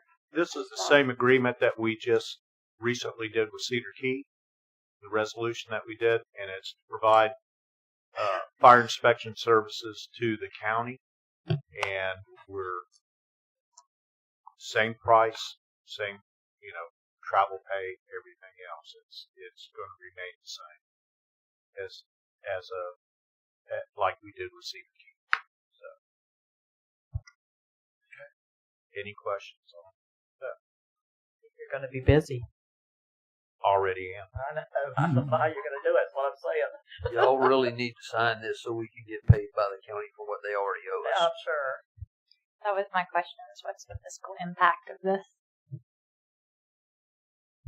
They're paying us the same rate that Cedar Key's paying us. We get paid $65 an hour from the time we get in the truck and leave till the time we get back. Very nice. Thank you. I make a motion that we approve resolution number 2025-118. Second. I have a motion and a second. Any conversation or questions from the public? Any from the council? So all those who are in favor of, sorry. We have a motion and we have a second. I move to vote. All those in favor say aye. Aye. All those opposed say nay. Motion passes 4-0. Now we will go back to discussion with possible action, Citizen Advisory Committee, Councilmember Meredith Martin. Shannon, do you want to take it away or you want me to go for it? Okay. So this is an effort to try to work a little bit more closely with the community at large, residents of Williston, and the first part of the first document lovely big bold writing. Is kind of what I put together, and Shannon was wonderful and put together the second two documents. And the idea is, I'm going to assume everybody read it, but I'll go over it real fast. The idea is that we would create a citizens advisory committee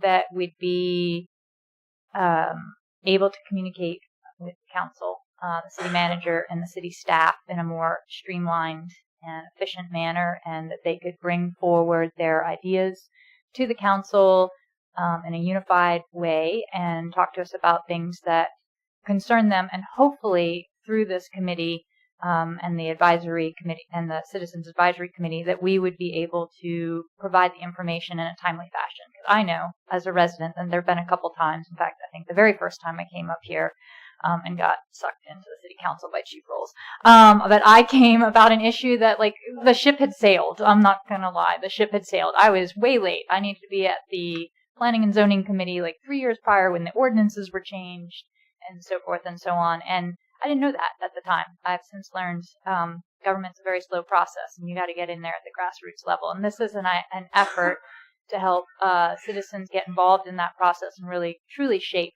and not just feel like, you know, they're hearing about it after the fact. And also to let us know what their most pressing issues are, the things that, you know, they can talk to us about through the course of the year, and so that when budget season comes around, we know they really want to see resources directed in this direction.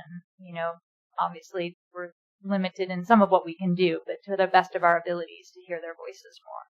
So we just wanted to come to you guys and see what your thoughts were, and if you had any suggestions, and obviously we would sort of create a more formal outline, bring it back for a vote. So they follow the sunshine laws. Yes. What about Form 1 or Form 6? So Sue brought that up, that if the council appoints the board members, Form 1 would be required. However, I believe, and we can find out for sure, that if the advisory board itself or the committee itself appoints their chair and vice chair, that they would not qualify. But doesn't make sense. No, sunshine law. Mr. Walker, do you have any? I think to be on the safe side, file Form 1. So then that would be, you know, obviously that would maybe, it's easy, right? And if somebody did not want to do that, they could certainly just serve on, you know, they could be part of the committee, but not a board member of the committee. Using the right terminology. They could come to the meetings, they could volunteer their thoughts, but they would not be in an official capacity. I think we need to get our own house in order first and then tackle this. I'm not against it. I kind of look at it as JV city council in a sense, because you're doing an advisory group. But also, too, we have YouTube people can watch on. It's been available. And we do other town hall meetings with different things, and people don't show up. So, I'm not against it. I like it. I think we need to take care of our own house first before we roll out something else. So when you say take care of our own house first, be specific, please. Tell me what you really think of that. Let's go through the investigative report. Okay, that's what you're saying.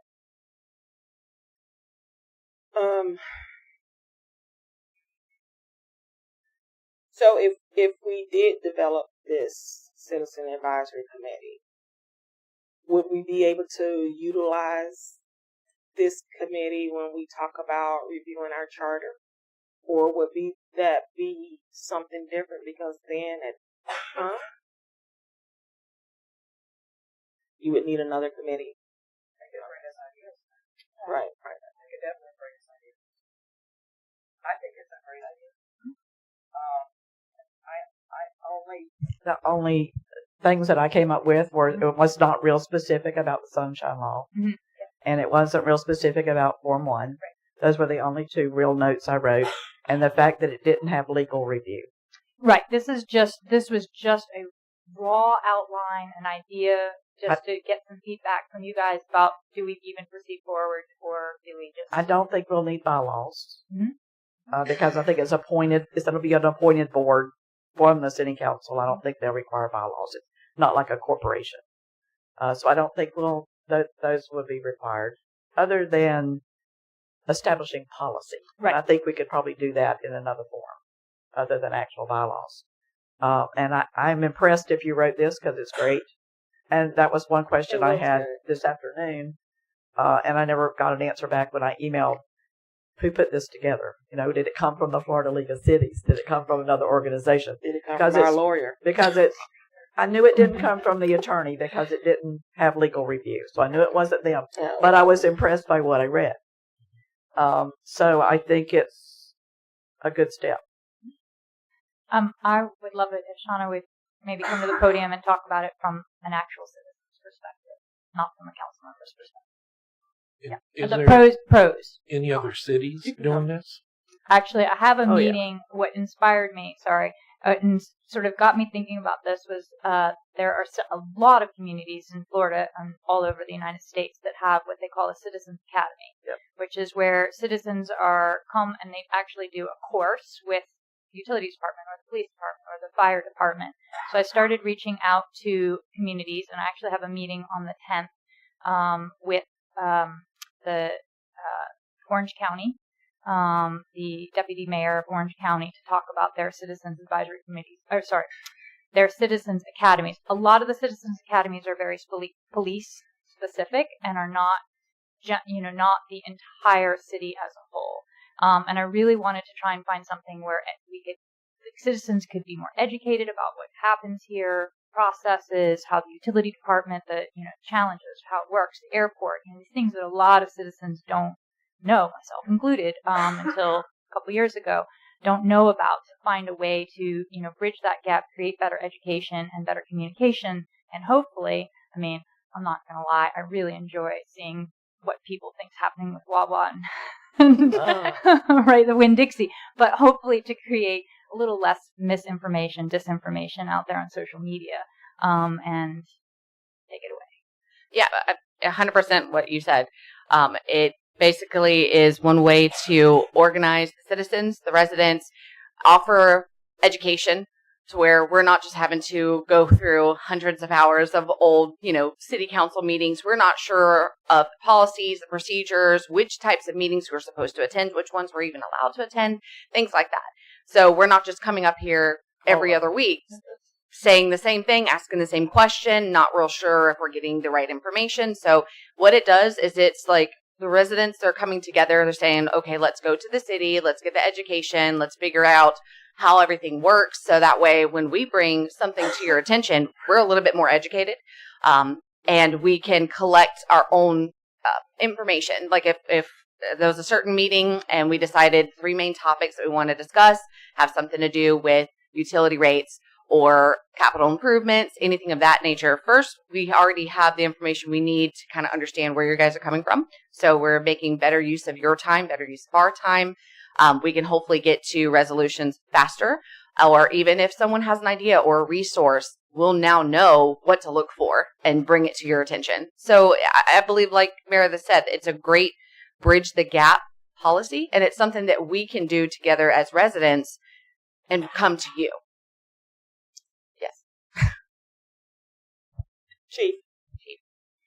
We had citizen advisory boards at the Marion County Sheriff Office, and they would come in and meet with us and talk about concerns or things that they've seen in the community or ideals. They would also review if we had cases or incidents and things that we could release and talk to them about, and they would provide us ideas on it. So it worked great. It was really a great tool, and I hate to seeing that when it left, but I think this is something that will be very positive for the city of Williston. I think it will bring the community closer with the council, as well as law enforcement and fire. Because like Ms. Meredith said, most of these groups are designed around law enforcement. Great thing for us is that we don't have that much as like a sheriff office going on that we need to have a advisory board all the time. But it would be a great tool for us to use as well if this goes through, for ideas and suggestions of what we can do better or better ways to educate the community on what law enforcement does as well. So I'm pro for it. So hopefully it goes through. I actually think it's a great way for us to right the ship. Yes. That was the general consensus. It's like, how can we help you and you help us and better educate everyone involved and bring up new ideas, new resources, or even if there is something that's presented to you that maybe one of the, people on the board or somebody might have some background, they can say, if we can, like you said, for example, let's table this. Please look into this. It's an idea that maybe you guys might not be aware of that we might have in our back pocket. So it just brings everyone together. And one of my concerns about the Citizens Academy was I didn't want to put an additional burden on our staff of having to organize it and schedule it. This is a little bit more of a flexible as needed. This advisory committee could reach out to, the staff and say, we're trying to get more information on this. Can you direct us? Versus having it be a rigid Citizens Academy where you go and then you graduate and, you get this diploma and what do people do with it, and this way, and hopefully the idea is that, as the chair, vice chair, as the different residents who come to the meetings get more educated, that information just goes out into the community in an organic way. Thank you. It's not Just so much. Mr. Barber. Sorry. Just tagging on to what she said. know, It won't but be meaningful, but I think it's a wonderful idea, but I wanted to just point to the council's notice that on the wall here, there's a blank spot on one of the plaques, and it says Citizens Advisory. And the reason why it's up there is because, according to Florida statute, there's CDBGs, the Community Development Block Grants, that we apply for. We have right now, I think we just put in $13 million for some this last week. It requires us to have public hearings and to bring on people for a citizens advisory in specific neighborhoods with specific socioeconomic data, like how much they make and how expensive of a house they live in. I think this is an incredible idea. I would fully support it as a staff member, but you guys are going to have to call it something else. I just wanted to point that out because the Citizen Advisory Committee is required by the Florida statute in the CDBGs and has to have that title, and we already have that in place when we do the public hearings on the CDBG. So I just want to make sure we didn't have confusion on that and that we didn't hurt ourselves on any kind of grant funding when it came to that. Thank you, Mr. Barber. yeah, call it a group instead of a committee. Ms. Cal. You forgot. No, I didn't forget. What I wanted to say is to comment on what Meredith said, is that we're not educating them into what we want them to know. They're asking us for information, and we're educating them on what they want to know. And I think that's the important difference right there. Gotcha. Thank you. Mr. Fuller.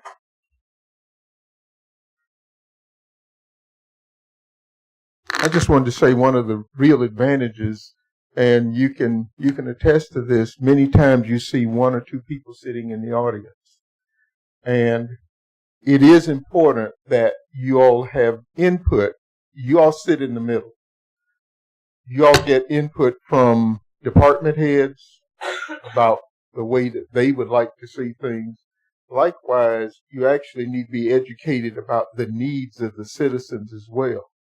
And when you put those two together, you all become a better council.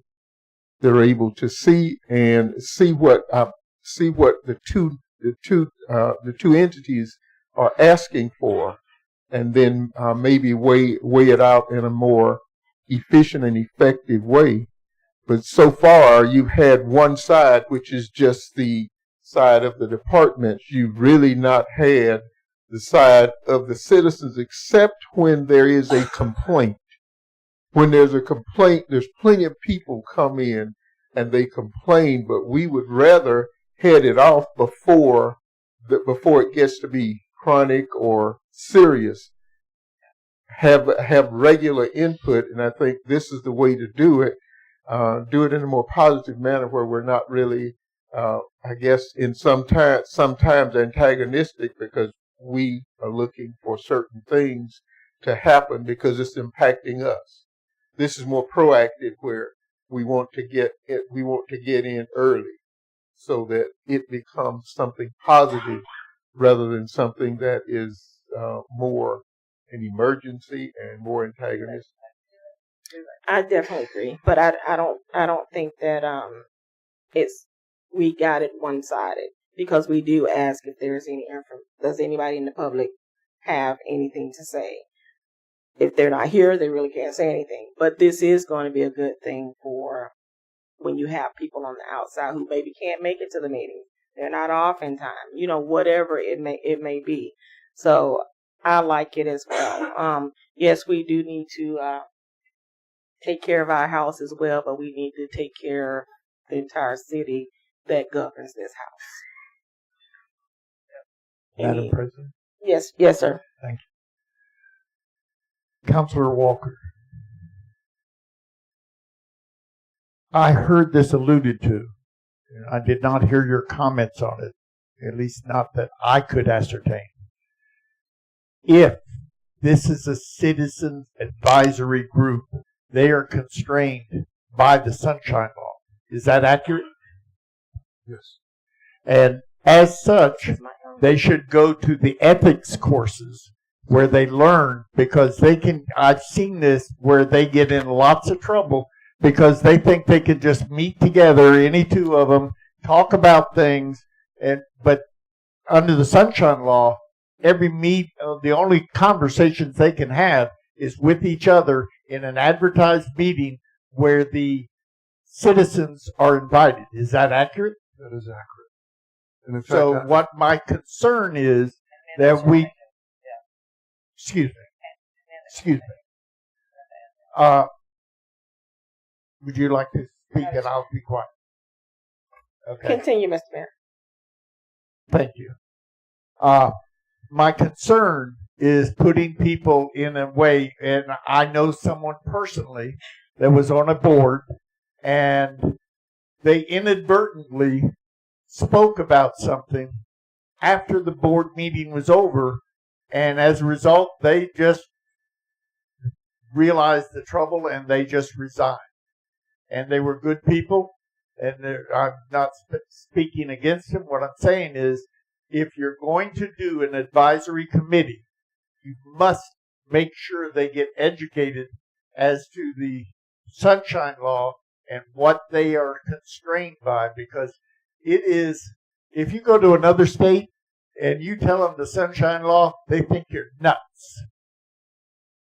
We have the Sunshine Law. It is duly noted. It is a law, but it is got good points and bad points. And we are constrained by it, sometimes unwillingly, but I think it's important that the council take note that an advisory committee needs to be educated very well in the Sunshine Law so that they don't get discouraged and have to resign or be faced with some kind of punitive punishment. Thank you very much.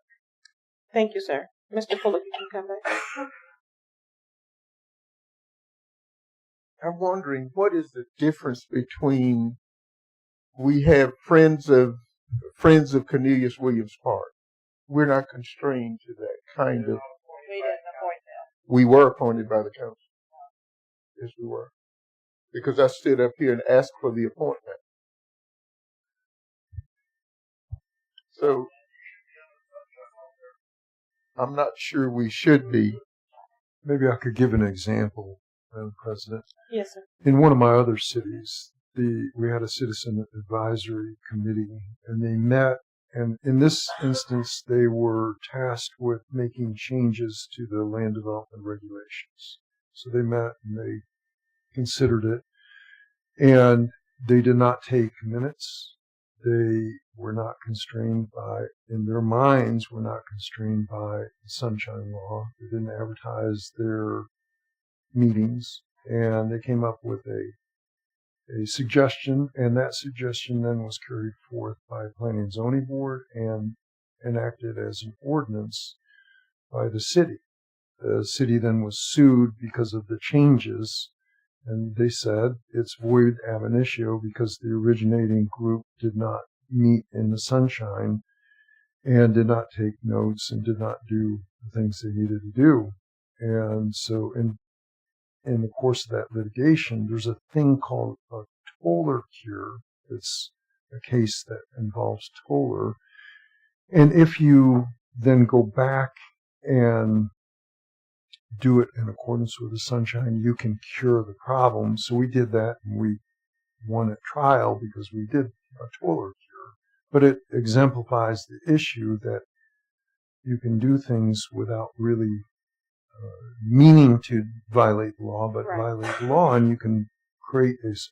And it sounds to me like this particular Citizens Advisory Committee will be making recommendations to this board.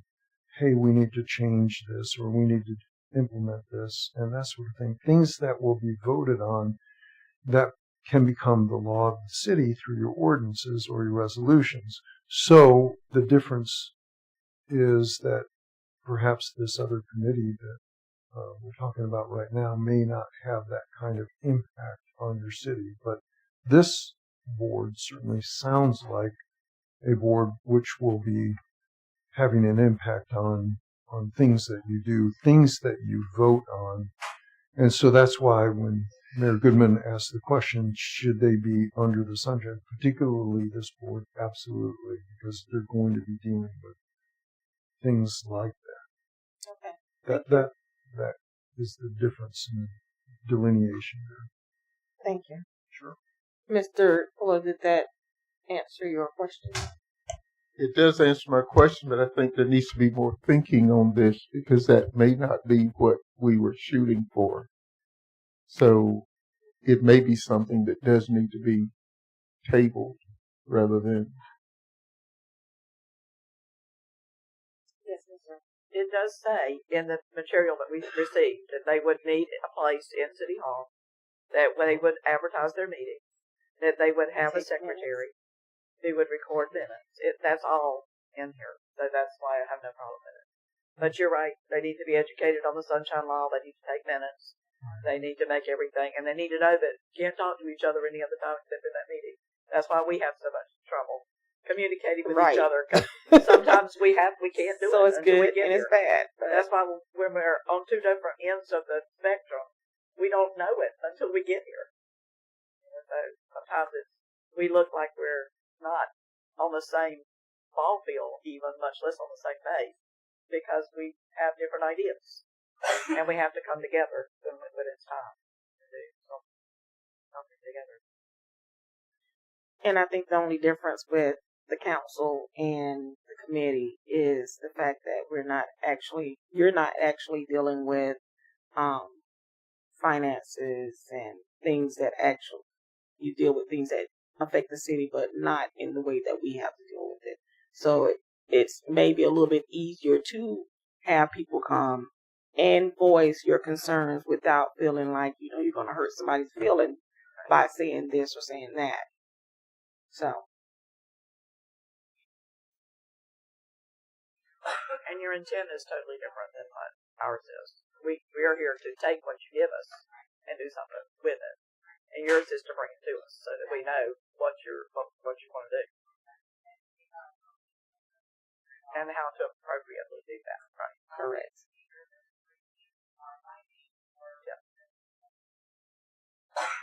So I guess. Yes, ma'am. Our question then would be, I think, do you guys want us to do a little more research and see if there's a looser version of this that would allow us to skate under the Sunshine Law? And I don't mean skate under the Sunshine Law, but a little bit of a looser version of this, a little more informal version that's worked in maybe another community where they would have a little less of the rigidness required by the Sunshine Law. Or are you guys comfortable with us proceeding forward if you guys think we should in sort of crafting this, and the Sunshine Law would be part of it? I would say, yes, just a second. I would say that it wouldn't hurt to research it a little bit more and find out if that is possible. Then once you find whatever you find, speak with our attorney and make sure that we're not falling into a hole that somebody may not have seen, and go from there. Mr. Mayor. Thank you, Madam President. Councilor Meredith, if I may use your first name instead of your last. What we may be overlooking is the Citizens Advisory Board can be organized and made by citizens, at which time it is not subject to the Sunshine Law if it is a group that is organized and started by citizens who want to be it. And then the council can just recognize that they are a group of citizens that are, they're named themselves as advisory board so that they can get the respect to approach the council about specific things. When the government gets involved in it is when it gets more difficult. If the citizens want to form an advisory board, there is absolutely nothing in the Constitution that stops them from doing that. It's when government gets involved that it becomes more difficult. And I think that was mentioned in there as well. So there's options. They did give us options whether to have it done by the council or them to just form it themselves. Ms. Jones. I was going to say essentially the same thing. If we call it an advisory committee and we appoint you, that's when we fall into the sunshine. If you have your own citizens group and appoint yourself as president, vice president, and come and ask us for education, I think that's a different ballgame.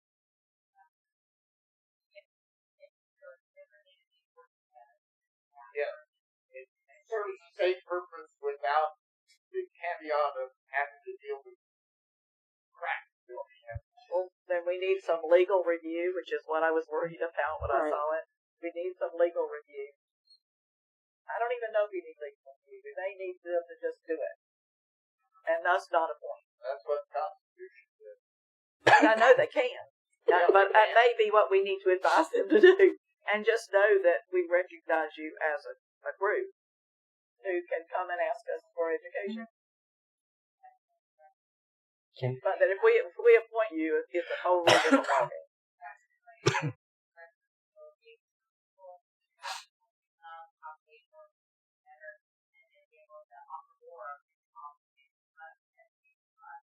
Right.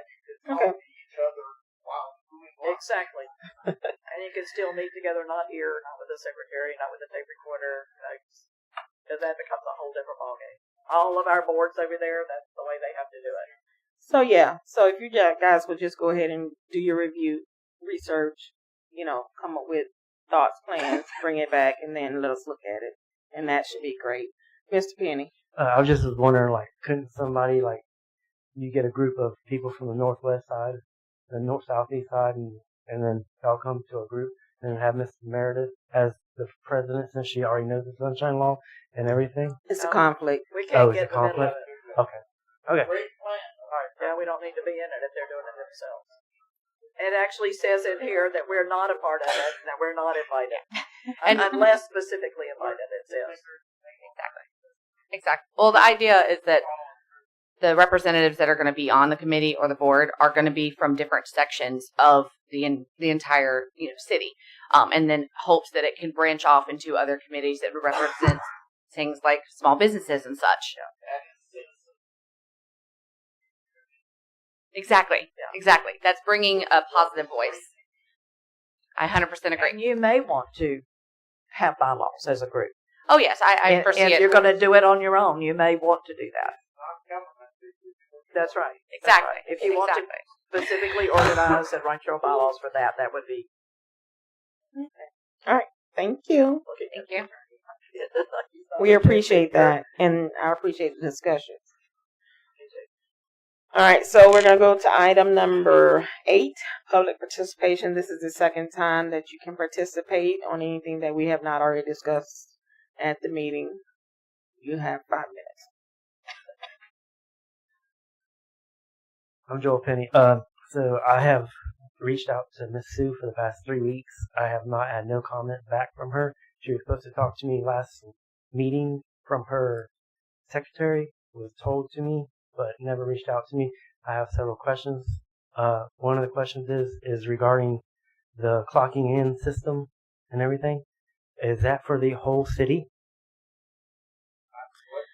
It's not active yet. Yes, it is. It is. Yes. We started doing it. Well, we Yes. don't What did you we say? don't The even know clocking that. in? Yes. CLOCK. Yes, clocking in. Like Punching in. Punching a Yes. clock. Yes. I can address Okay, that. Miss. I have Okay. asked for several weeks. Yes, it started effective October 1st. Right. last week, yes. Okay, and is Applies that to regarding all employees? hourly employees? Hourly employees. Hourly, yes. Okay, so the police department, Not police Okay. and fire. not fire. Correct. This is city employees here, public works, airport. How is that fair for the city workers? Well, the fire mean, department is I'm asking, and Because how's it those fair? those departments work under a different set of rules than the regular city. Okay, so what happens when the people are on call? And I mean, is he getting paid when he takes the truck home and he's on call? so on call is still handled separately.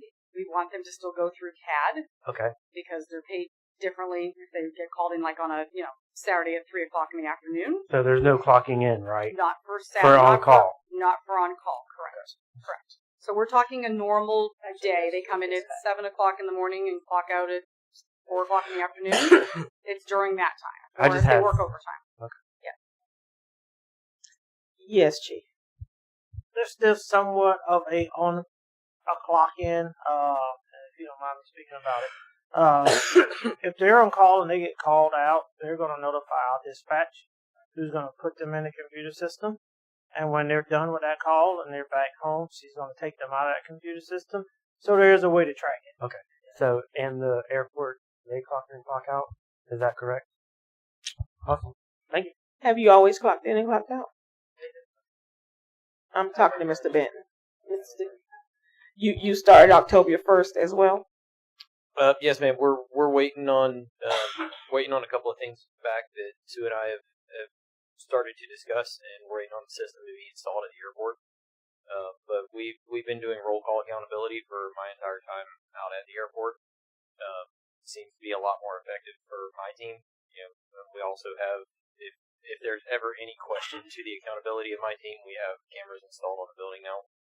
So at 7:30, if somebody hasn't walked in the building, we're gonna know it. But I don't have accountability issues at the airport. Right. Okay. Sounds great. So I would say for future, if there's going to be changes within the city, that we are aware. That way we're not blindsided by citizens who know more about what's going on in the city than we do. Sure. And this was something that was addressed in the report. Just I'm sure everybody read the report. That was one of the suggestions that came out of the report. And it was something we've actually been working on for, I don't know, Aaron, a couple of months or so. So we just implemented it as a result of the report. I know that, right. So for me, I knew that you were thinking about doing this. And since we have not actually discussed the report, it probably shouldn't have been implemented until we actually had discussion. That would be my thought. Okay. But it's good to know. Thank you. Do we have an idea of when we're going to discuss the report or discuss it? I know I need to meet with you. I don't know if anybody else has, but I haven't yet. Kiersten said she wanted to do it when she came back. Okay. Of course, she's on vacation right now, so I would assume at the next meeting. Okay. Thank you. Anyone else? All right. There is nothing else. We will go to announcements. City Manager, do you have anything? Nothing. Thank you. City Clerk? Our local MLK committee is having a prayer breakfast here Saturday at 9 o'clock. It's a $20 donation if anybody would like to purchase a ticket, or if they will not purchase, make a donation, or if they just want to give a donation. I'm here to take it for them. Oh, okay. For them. Thank you, ma'am. Chief Rose? Chief Stigl? Mr. Benton? No one else in staffing? Okay, anybody from the council? It's not a question. You have a question? It's a question, but not an announcement. Go ahead. In your reports, you said you met with Southeast Grocers. You want to expand on that?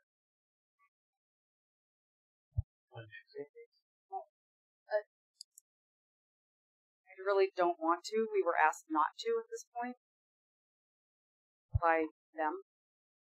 There's some misinformation in the community. I will tell you that. There's a lot of misinformation going on Facebook, but we really were asked not to share the information when we were in a meeting with them. So I would love to have that conversation with you personally. I don't want to share with the general public. Okay, thanks. That's So what I was them going to going ask to you. Hitchcock's and all that's not true. Ask me. I can tell you. It's fine.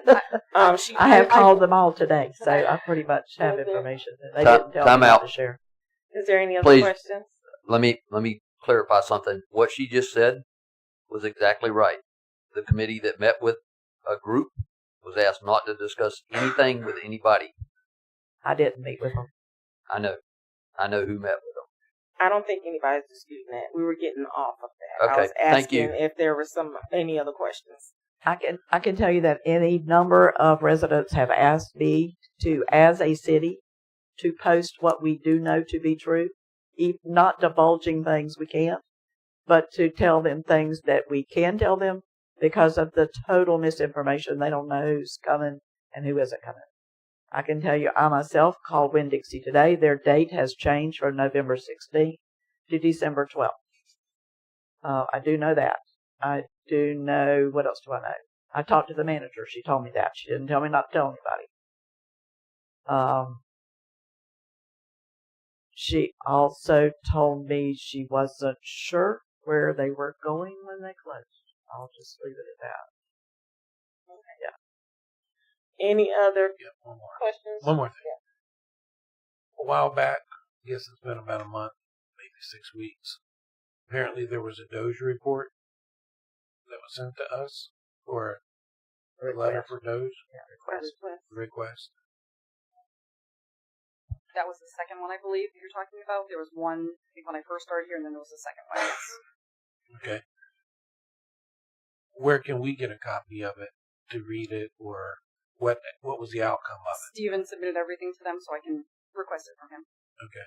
So Latricia doesn't have it. Steven that did it. I'll get something for you, of course. Because if she's the keeper of records, we need to make sure She she's should have got it. everything. I will make sure, Yeah. yes. Thank you. Anything else from the council? Anything from you, Mr. Walker? Mr. Mayor? I'd like to thank everybody for spending their life here tonight. And I would like to thank the council for working so hard trying to do the right thing. And I would like to say God bless you all and go home and enjoy life. Oh, thank you. Item number 10, adjournment. Can I get a motion? I move we adjourn. Can I get a second? We have a motion and a second. All those, any discussion from anybody? Seeing none, I move to vote. All those in favor say aye. Aye. All those opposed say nay. Motion passes 4-0. Have a good night. It is 8:15 p.m.